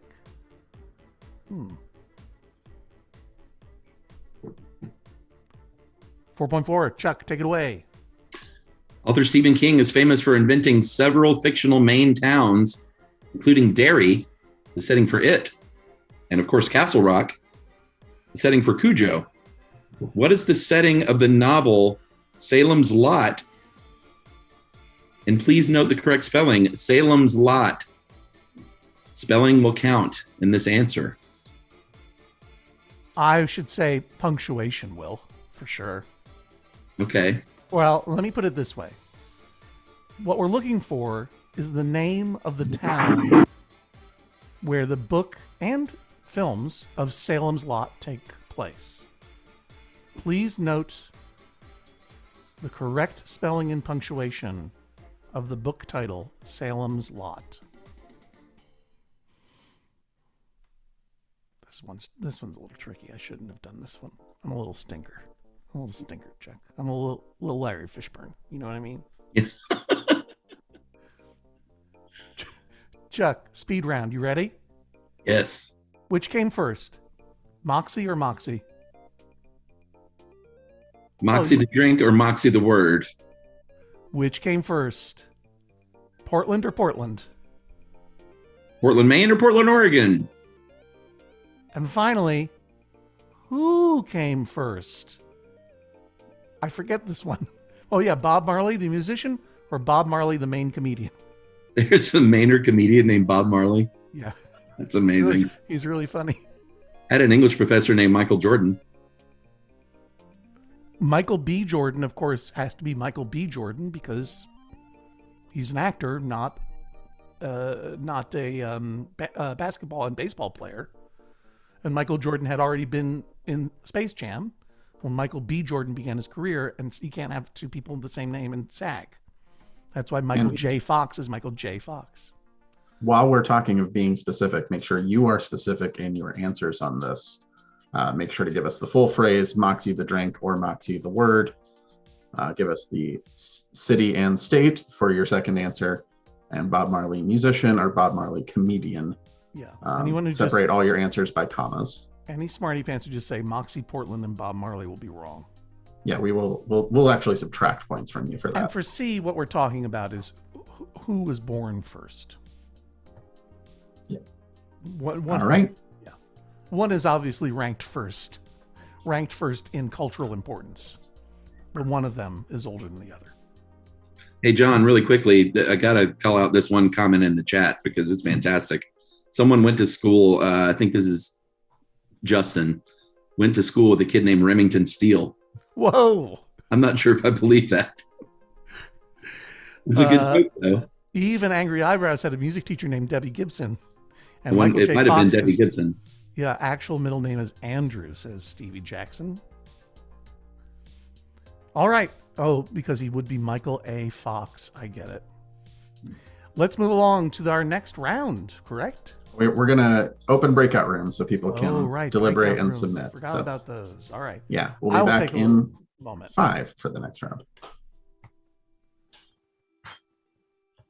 Hey, everybody. It's the voice of John Hodgman. I'll be stepping away for a moment to refresh my cold, refreshing sink water in this beautiful mason jar?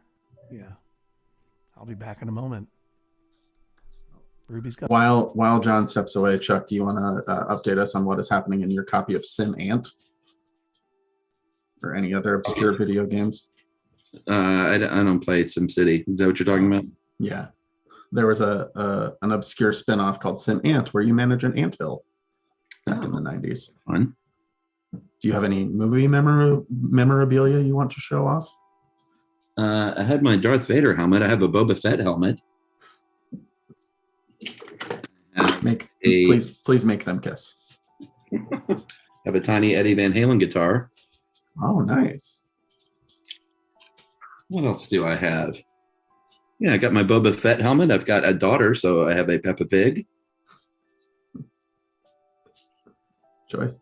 I have to bust in here because I also have a daughter who's obsessed with Peppa Pig. But she's also become obsessed with Olivia, so it's like, sure. Which one wins? Yeah, my daughter's aged out of Peppa Pig now, but when she was learning to talk, she occasionally would have a little British affectation because of how much she watched Peppa Pig. And now we're obsessed with Bluey. I was just going to say Bluey. Australian. Bluey is, if you don't watch Bluey, you're not doing it right, because you don't even have to have kids. It's the best. What I like about Bluey is it also gives you some like parenting guidance in a way, like how to be a fun parent. Yeah, dad goals. I have a friend whose child is not allowed screen time, but she watches Bluey just by herself.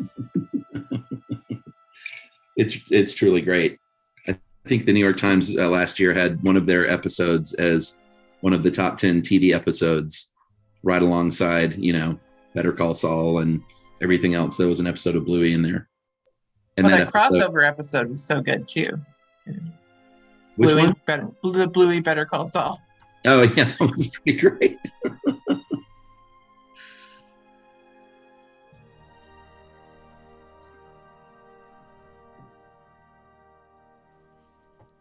Welcome back, John. Oh, hi. It's me, John Hodgman. I just refilled my mason jar with some delicious Brooklyn sink water. You did prompt me to also refill my mason jar with Minneapolis sink water, which is inferior, but still pretty good. What? I was going to ask you a question, but the answer is obvious. Never mind. Which city in the United States is the worst water? Flint. Sorry. Yeah. I wasn't even thinking. Rip. Chuck, when you drink water, do you drink sink water or bottled water down there in Atlanta? Well, Steph, you should know, just did an episode on bottled water and what a travesty it is for humanity. So I don't drink bottled water. I drink filtered Atlanta water through my fridge. Right. With lots of ice. I love very, very cold ice water. And as you do, John, I think I put it in my Yeti next on my nightstand, and I've got cold water all night long into the next day. Let me tell you what my hack has been of late. I fill up my Yeti with about halfway up with ice. Mm-hmm. Then we have a seltzer maker. Yeah, I got one of them. I fill up my seltzer maker. I blast it. I like a very, very, very sharp carbonation. I want it to hurt when I'm drinking it. Yeah, me too. Then I fill up the Yeti, and then on my bedside, I got a big, tall Yeti, and then about a half bottle of that seltzer just ready to refill in the middle of the night. I'm always doing a refill in the middle of the night.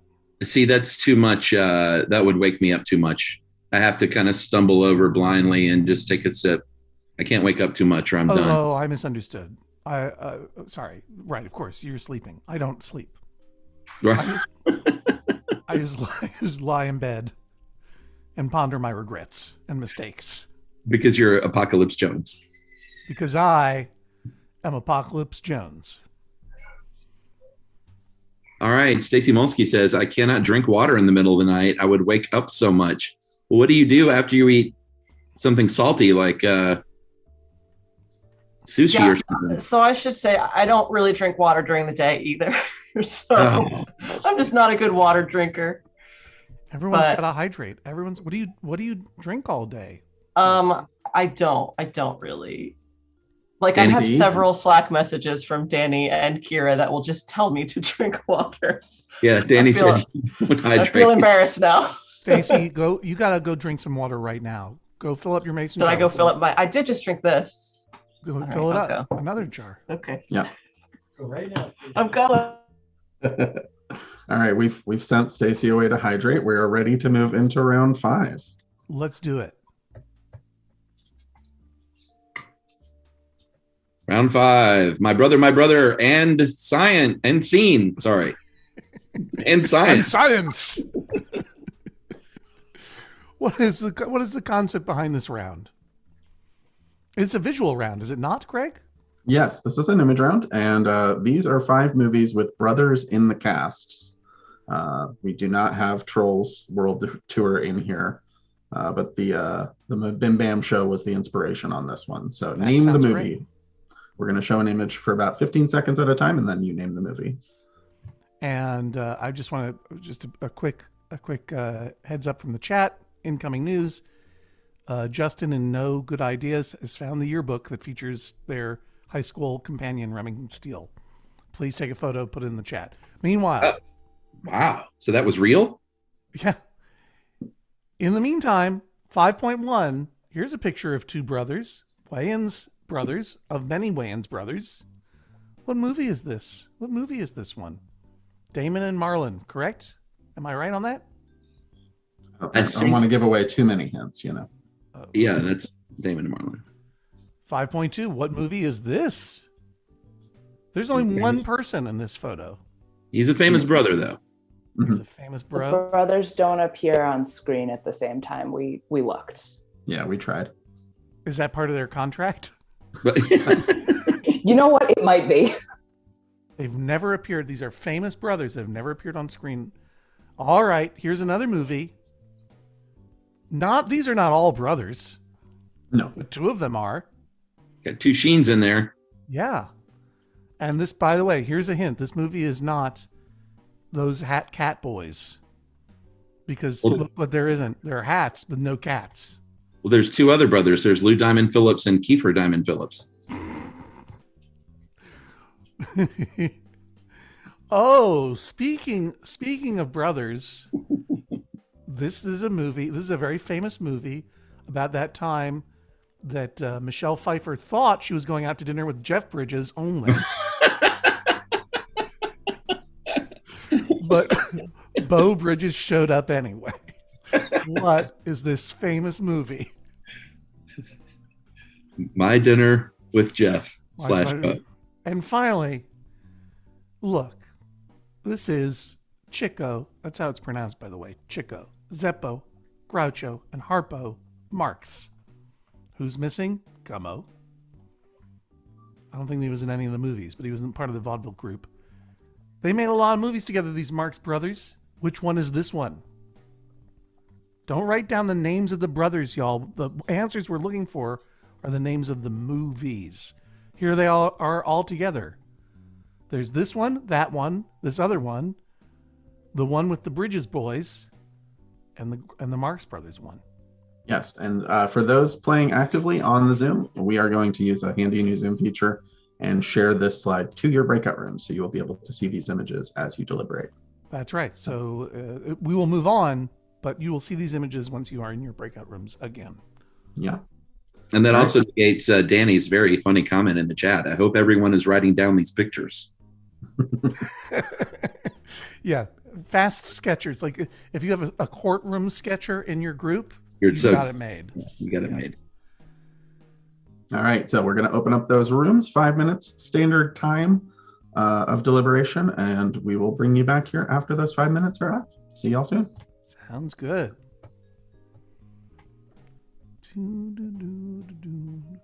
So wait, Chuck, who did you decide you would want to have dinner with? Jason Schwartzman over Bruce Campbell? Yeah. But I'd take either. I mean, I think you and me and Keen's Steakhouse is all I really need. Sure, you, me, and Keen Steakhouse and Bruce Campbell in the corner. Just a few tables down, eating by himself, refusing to talk to us. That's my ideal. You want to hear a story? Because I know Bruce Campbell a little bit because I was his literary agent. That's right. I remember that now. He's a really good guy. And we have not been in touch for a while meaningfully, but every now and then, every couple of years, we check in with each other. And it was about a year ago. Well, it was the last baseball season. I got a text out of nowhere from Bruce Campbell saying, "Are you a fan of the New York Yankees?" And I said, "I do not care about sports in the least, but I am from Boston, so I can't say that I'm a fan. I do recognize their right to exist. Why?" And Bruce Campbell said, "Well, I have tickets to a Yankees game tomorrow. Do you want to come with me?" And Chuck, I really had to think about it. What? Sorry. I thought your deal was that you're not a big sports guy, but you'll always go to a game with someone just for the experience of it, right? Well, right, and not just someone, Bruce Campbell. I love Bruce Campbell. But I already had plans with my family, and I just had to say to Bruce, "I'm sorry, I already have plans with my family." Yeah. And, I wouldn't even say that it would be 2 years ago. Certainly not 5 years ago. Certainly not 10 years ago. But maybe even 4 years ago was the cutoff. Prior to that, I would have dumped my family in a second to go see a baseball game with Bruce Campbell. Are you kidding me? I got to live. But what have I become? That's what I asked Bruce Campbell. What have I become? He said, "Hey, Johnny, don't sweat it." I said, "What are you doing in New York anyway?" He said, "I'm upstate filming a Hallmark movie with Billy Zane." Oh, wow. It's like, how can it get better? Of course, Billy Zane. Wait a minute. Was it Billy Zane? I hope so. I don't remember which actor it is. I think that I'm confusing it because Billy Zane, of course, beat Bruce Campbell out for the role of the Phantom in the 1990s movie The Phantom. How about that? That's just a little story that I had to tell. Is that a 5-minute? The Phantom was screened at a local independent theater recently, and it holds up better than I thought. Oh, I was going to say, did anyone come? I've never seen it because I support Bruce Campbell. Bruce Campbell was up for the role. Billy Zane beat him. Did I ever tell you, John, about the time that Kiefer Sutherland's limo driver came to my apartment in L.A. looking for Kiefer Sutherland? No. The very quick version is I lived in a very tiny little apartment in Los Feliz, adjacent, not even the best neighborhood. And I had a front door that was normal, and then a back door, which is a second-story rickety wood fire escape. Mm-hmm. No one has ever been to that door in the 2 years I lived at that apartment. And I got a knock on it one evening. It was a limo driver who said, "Are you Kiefer Sutherland?" And I looked around and I went, "No." And he went, "You're not Mr. Kiefer Sutherland?" I went, "No." And I went, "If you're looking for the actor Kiefer Sutherland," I said, "you are not close." It's like, he may live in Los Feliz, but he does not live here. And sure enough, it was the night of the SAG Awards. And this guy had somehow found this fire escape back door, which had no apartment number. Yeah. It looked like a murder alley, and was looking for Kiefer Sutherland, and I show up in my sweatpants. See, again, Chuck. Only in LA. Only in LA, but I think we both made wrong choices. I think I should have gone to the baseball game with Bruce Campbell. And I think when someone comes to your back door and says, "Are you Kiefer Sutherland?" you say yes. I know, dude. I gone to immediately the SAG Awards. I immediately after he left thought, why am I not in that limo right now? Everyone have been so. I'm telling you right now, when you stepped out, the red carpet greeters who were to give you your credentials to go in there, they would have two immediate feelings, two immediate thoughts. One, this guy isn't Kiefer Sutherland. Two, oh great, this guy isn't Kiefer Sutherland. Come on in, Chuck. You know what I would have said if they would have said, "You're not Kiefer Sutherland"? I would have said, "Sure I am. That's my limo driver." Yeah, that's right.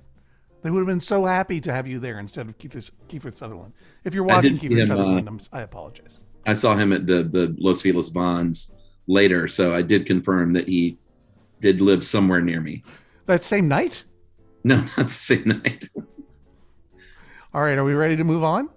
Yeah, we got everyone back from breakouts. Welcome back, everybody. And we are ready to move into our final trivial round of the day. You missed Chuck and John's Hollywood Tales. Oh, you Kiefer Sutherland. You Kiefer Sutherland? Mr. He added the Mr. the second time. You're not Mr. Kiefer Sutherland? All right, this is Trivial MaxFun Trivia. These are questions not just about your favorite MaxFun shows, but also trivia MaxFun shows that have trivia questions related to that. Wait a minute. You know what I'm talking about. MaxFun shows that have had trivia content. Let's just say that. That's good, right? It'll make sense once we get going. Let's do the first one. Yeah, that's a fitting summary. Here we go. 6.1, on a recent Go Fact Yourself, which is a trivia show, a wonderful game show about trivia and general knowledge, hosts Helen Hong and J. Keith Van Straten welcomed a famous guest the guest revealed his favorite ever crossword clue was as follows: it may turn into a different story. Who was the guest? And for a bonus point, what is the answer to the clue? Go Fact Yourself had a famous guest on, revealed that his personal favorite crossword clue is as follows: it may turn into a different story. It may turn into a different story. It may turn into a different story. And for a bonus point, well, so who said it, first of all? And for a bonus point, what is the answer to the clue? If you were writing it in the crossword, it would be 15 letters, across or down, and it's 2 words. 2 words. That's a good one. That's a real good one. All right. 6.2, on the Judge John Hodgman podcast, a litigant recently sought justice against the hosts of a local pub quiz for asking the last name of this character from a famous fantasy book. The problem, said the litigant, was that this character technically has no last name. So what is the sole name of the character? Right. So this was a person who had been to his local pub quiz. One of the questions was, what is the last name of this famous fantasy book character? And this person was really annoyed because this character technically has no last name. Do we have a bonus point on this one? I don't remember. No. Yes, we do. Yes, we do. All right. So the bonus point was, what was the quote-unquote last name the pub quiz was looking for? This turned out to be a huge point of contention, Chuck, because when we talked about this case, lots of people wrote in saying, this happened to me too. There is a famous fantasy book with a character who people think has a last name, but technically does not. Who is the character of this famous fantasy book? And for a bonus point, what is this fake Paniwani last name? If you listen to Judge John Hodgman, you probably know. Go ahead, Chuck.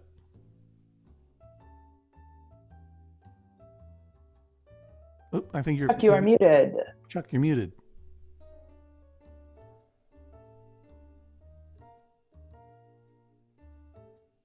I'll take it from here, Chuck. One Dr. Game Show game, that's a great MaxFun podcast, co-hosted by Manolo Moreno and Joe Firestone. It's a game show. And one of these games required their call-in players to guess whether certain words were either the name of a prescription medication or else a type of a fictional creature. So an example, Lunesta is a prescription medication, but Medicam is what? Medicam or Metacham? Do we have a official ruling on that pronunciation? That's Metacham. Metacham, thank you. What is a Metacham? Is it a prescription medication or a fictional creature? And if it's a fictional creature, which is it? I figured out how to unmute, by the way, John. What's that, Chuck? I unmuted my... I can't hear him.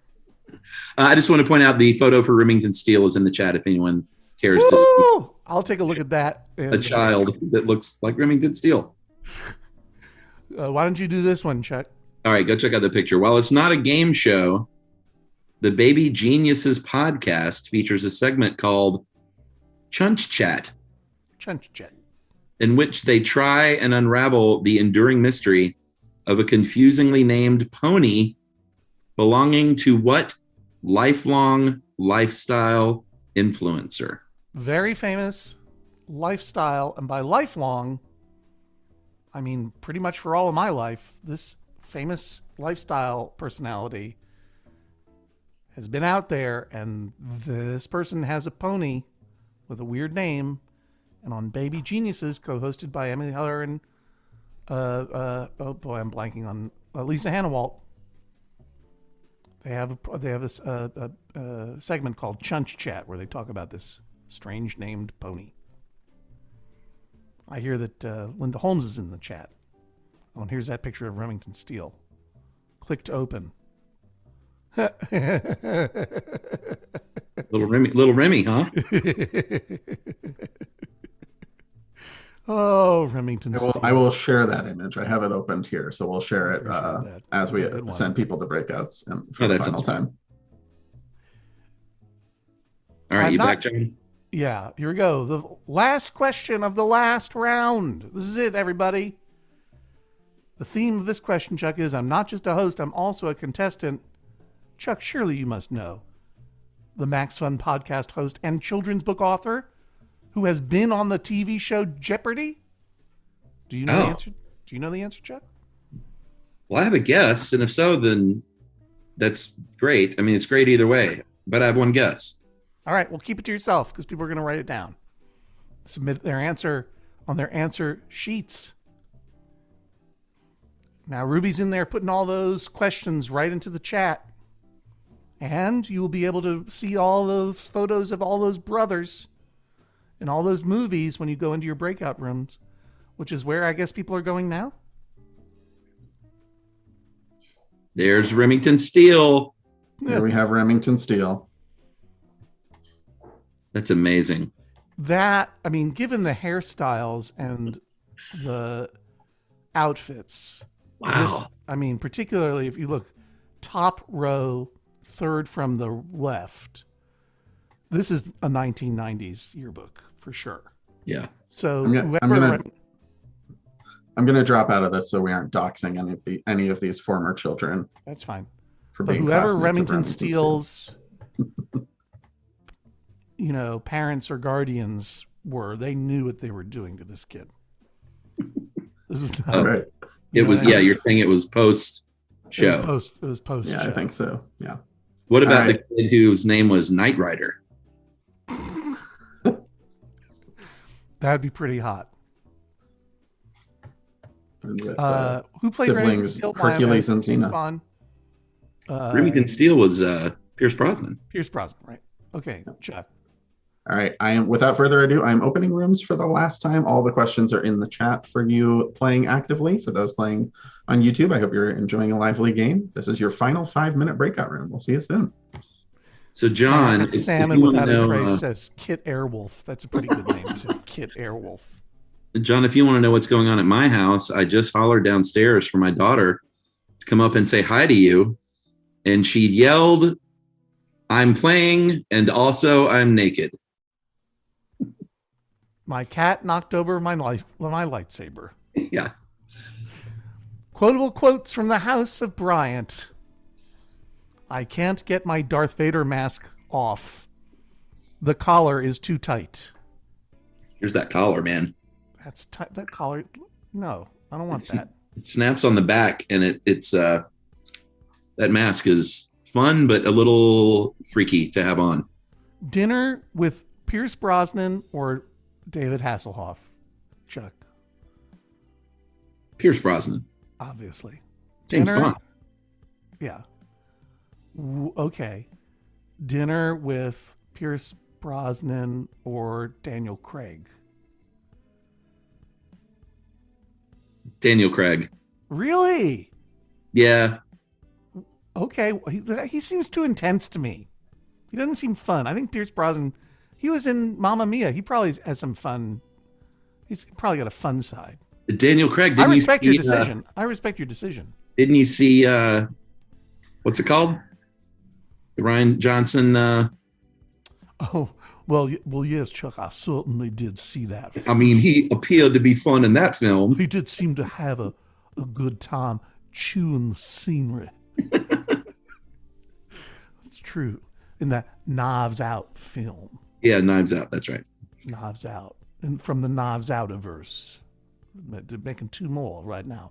The most recent one has been filmed in Macedonia. I do believe if that's true. Oh, okay. What about Daniel Craig or Jamie Lee Curtis? Jamie Lee Curtis. Yeah. 100%. 100%. I've had dinner with Jamie Lee Curtis. It's the best. I worked on a TV commercial with her years ago as a PA, and she had someone yell at me for taking her picture, but I still want to have dinner with her. She had someone yell at you for taking her picture? I took her picture on the set, and she was like, "That guy over there, go tell him not to take pictures." I was like, You were a PA on set? mm-hmm. Yeah, you had to learn. I didn't know better at the time. I took a pic on the set of Bored to Death at the Old Town Bar in Union Square here in New York City. We were filming, which is a place that I had gone to when I worked in publishing, and now is playing a person who worked in publishing going to the bar. It was very weird, very surreal. And Ted Danson was sitting at the bar talking to Oliver Platt, and I pretended that I was checking my messages, but I was taking their picture, and Ted Danson just knew. And he just turned his most beautiful head to me and said, no pictures, buddy. And I was like, whoa. And he said, I'm just kidding. But he wasn't kidding. Because you were texting like this? Yeah, that's how you text, right? Yeah. Nice try. You have to pretend to take a selfie with them behind you. Ah. Good. Green a little bit. Right. Yeah, that's good. Nice one, Ruby.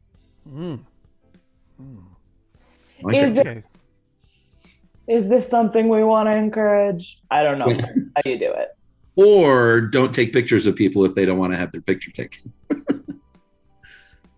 Jamie Lee Curtis is really good at advocating for herself.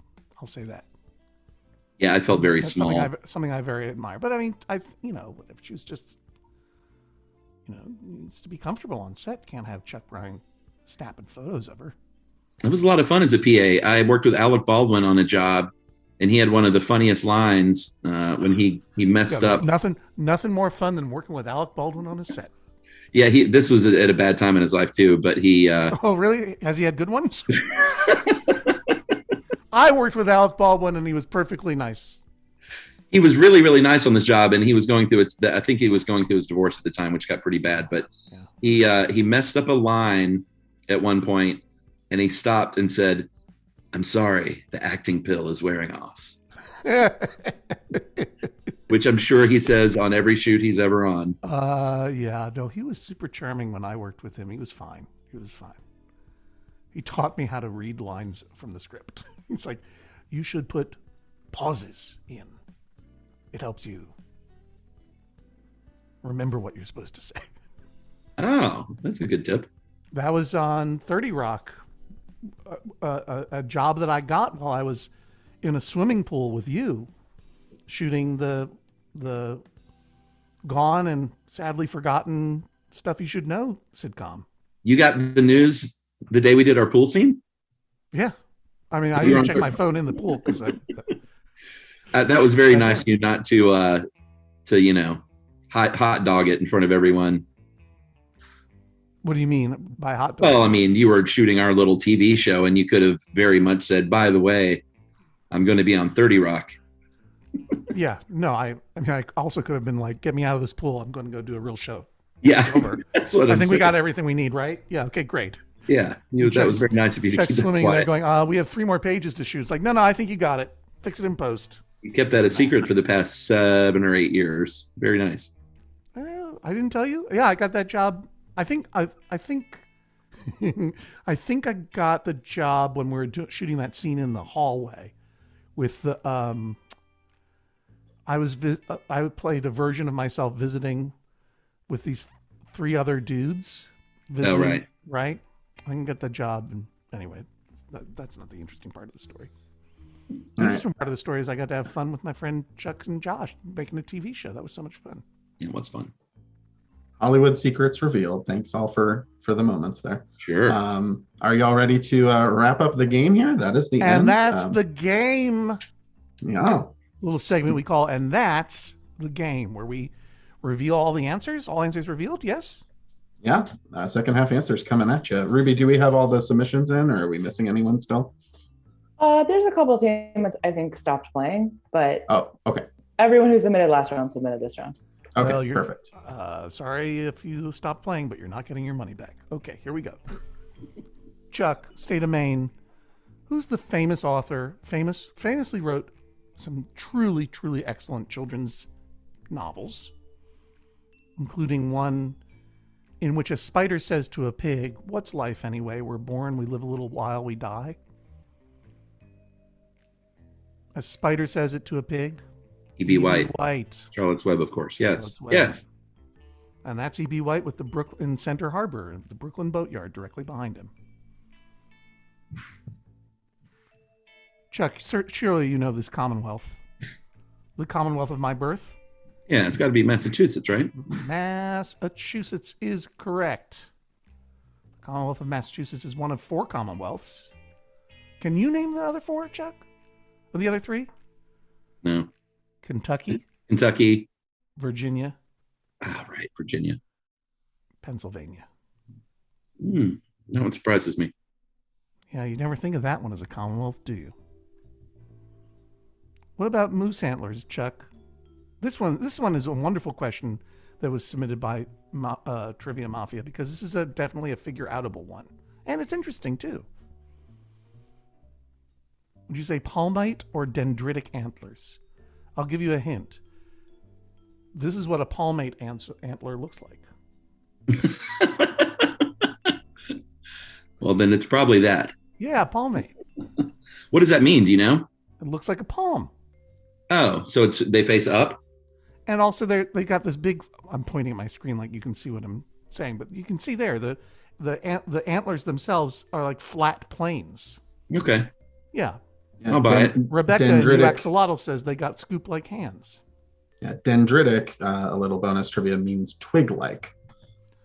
So other antlered animals have twig-like antlers, and they're dendritic. And Diana in the Team for Wizards Who Want to Punch Hard points out moose can swim, and therefore they are preyed upon by orca whales. Wow. Yeah. Chuck, do you like Stephen King books? I've never read one. Oh, you should read one. They're good. Do you like Stephen King movies? Maximum Overdrive? The good ones.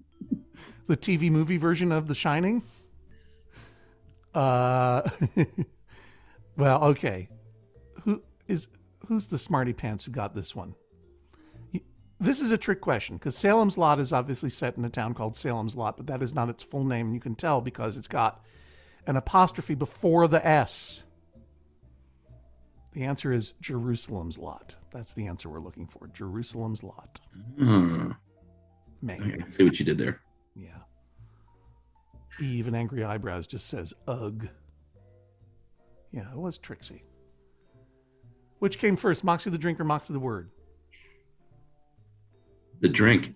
Okay. Came first. Which came first, Portland, Maine or Portland, Oregon?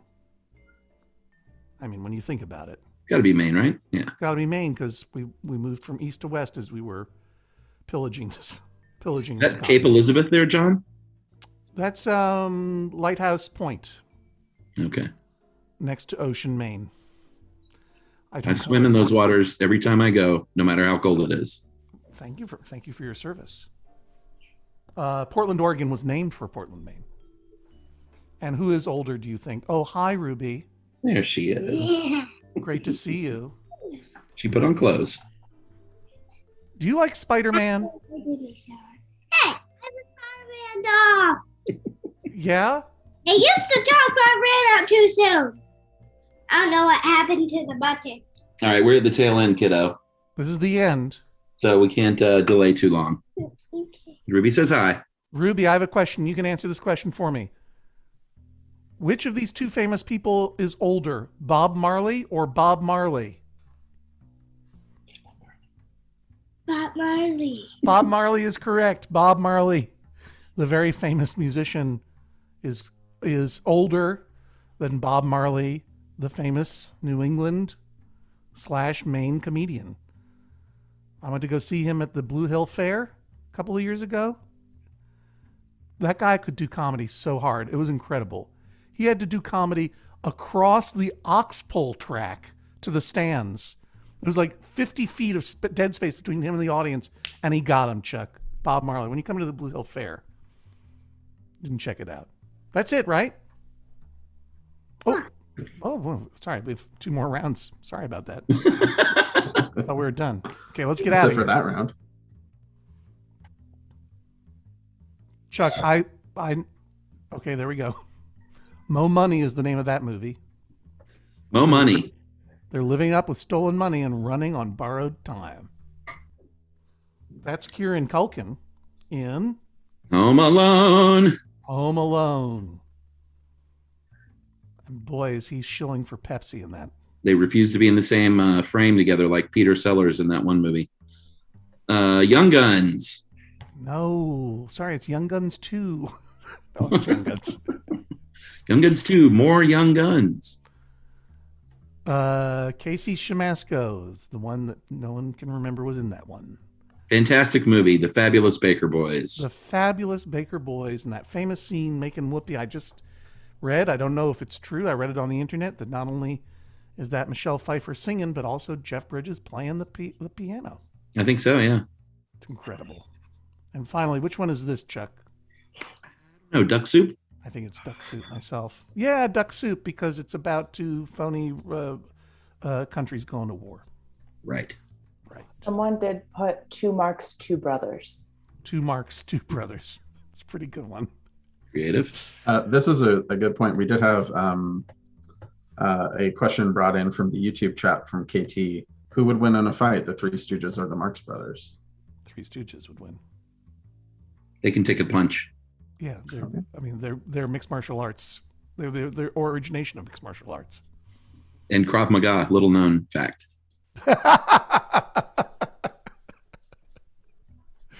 All right, here we go. Who was the famous cruciverbalist to appear on Go Fact Yourself? Do you know what cruciverbalist is, Chuck?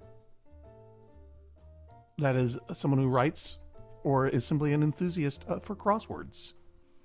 Answer courses. Like yourself. I get by. Will Shorts. Will Shorts was the guest. And Chuck, do you have a guess as to the answer to this bonus clue? Excuse me, the answer to his favorite crossword clue, which is it turns into another story? I was thinking something to do with a staircase or something, maybe. Yeah, you're thinking right. Spiral staircase. Spiral staircase. This is a pretty good one. Okay, what's the most famous fantasy novel of all time, Chuck? Lord of the Rings? Yes. Name a character who does not have a last name. It's not Bilbo. It's not Frodo Baggins. Only the hobbits have last names. And it's not Gandalf. I only know this from Judge John Hodgman. And do you know the answer? I don't remember. Legolas. Legolas, right. Legolas is referred to in the books a couple of times as Legolas Greenleaf, which people take as evidence that his last name is Greenleaf, but is just a weird nickname that he gets because Legolas means in Sindarin elf language, and I'm pretty sure it's Sindarin, don't at me. Legolas means Greenleaf. I see enthusiastic nods, so I think you must have gotten that right. Well, even though Aragorn doesn't really have a last name, even though Gandalf doesn't really have a last name, the answer we were looking for was Legolas Greenleaf. Legolas, then Greenleaf.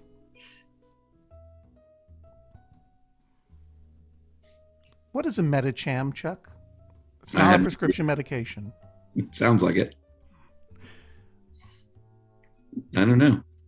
It's a Pokemon. Oh. And there it is.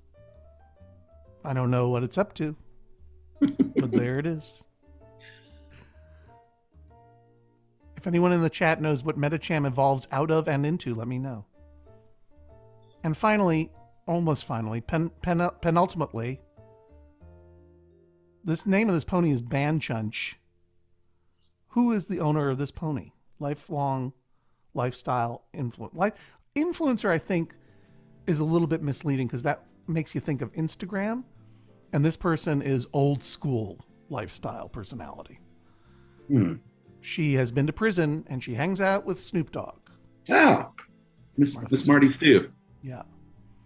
And that's, I guess, a picture of Ban Chan right there. Ban Chunch. Yeah, it's either Ben Chunch or Ban Chunch or Ban Chunch, which is why that was not the answer to the question. All part of the mystery, but we're looking for Martha Legolas Stewart, as Rebecca puts it.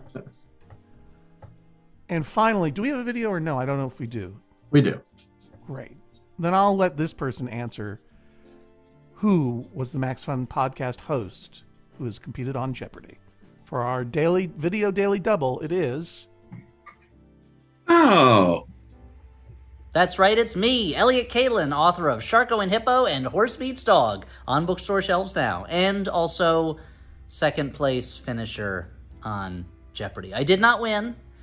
I came in second place. It is the greatest shame of my life, which, as far as shames go, it's not that bad.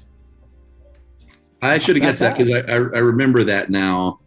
I forgot he wrote children's books. I was thinking Teresa Thorne maybe, and I was delighted to think of Teresa on Jeopardy. I bet she'd do well. I bet she would, but I forgot. I remember Elliot being a contestant. Elliot Kalin has written two children's books, Sharko and Hippo, and the other one.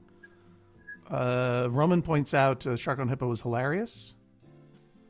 You know, I have a children's book that's going to come out. I don't know when, but this is for real. Well, that's great. It's called John Hodgman's Career Advice for Unemployed Children. I was a guest on the Flophouse recently. That was fun for me. It's a great show. All the MaxFun shows are terrific. Hey, everybody, you want more trivia? Sign up for the daily newsletter and see their complete schedule of events, both in person and online, triviamafia.com. Let's have a round of Zoom snaps for triviamafia.com, Greg and Ruby and everyone else. Thank you for putting it together and running it. I'm gonna jump to a new screen share and we're gonna reveal the final standings here. Oh, here we go. Final standings. This is it. For all of the inspiration cards, what do we got, Greg?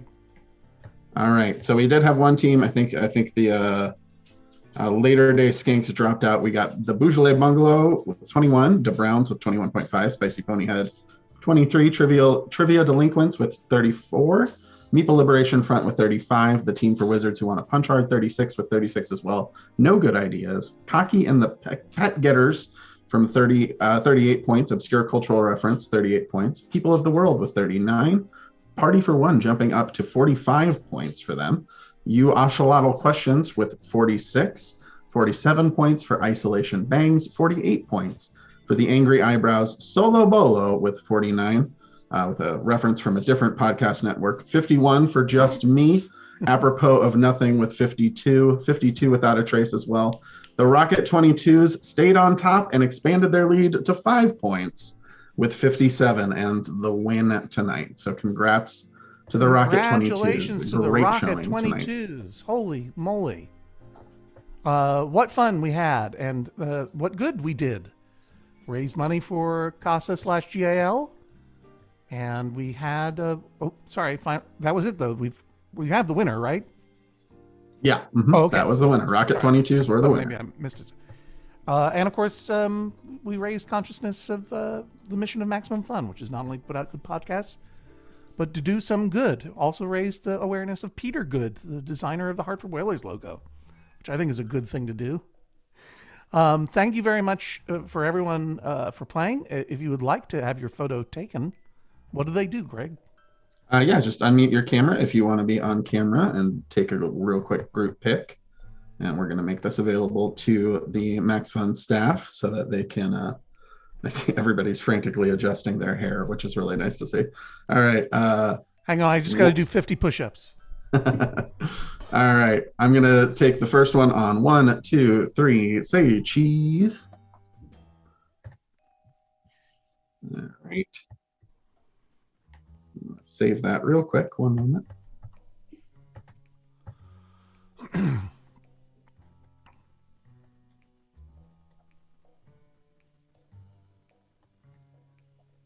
right. And then for those, are you saving it into a Commodore 64 cassette tape? yeah, it's taking a while to really render it. I think we can call it good with that group. How's that sound? No, that's okay. I just thought I heard a whirring in the background, just like that's probably Ruffles settling into his bed. He's being a little noisy about it. So, Greg, take the second picture just so everybody can be in it. Okay, one sec. I gotta reset. One moment. Hey, there's everybody. It's great to see everyone. Thank you so much for being a part of this. Remember, bit.ly/mfdrive or maximumfun.org/join. Help us reach that 20,000 new upgrading and boosting members by the end of the MaxFun Drive. And follow Trivia Mafia. Listen to stuff you should know. Check out The Joy of Zoning with me, 9 a.m. on Monday. Smile, everyone. 1, 2, 3, cheese. Got it. And hold it. It's a daguerreotype. No one can. It's done. It is finished. Oh, it's done. Got it. Fantastic. All right. I don't want to be rude, but Chuck, I want to say thank you to you for being my pal and being here. Round of applause for Chuck. Hey, thank you. And I want to say thanks. I've been going to MaxFun Con and listening to those shows for over 10 years now. And it's always a pleasure to be a de facto sort of member of that community, even though I've never had a podcast on that network. So it's a great group of people and everyone's always just so wonderful and kind. So it's always fun to hang out with you guys. Hope we can all see each other in person again soon. When I was saying I don't mean to be rude, what I was saying is I got to get out of here. It's 7:27 here on the East Coast. It's whatever time wherever you are. Have a wonderful Saturday evening. Take care, everybody.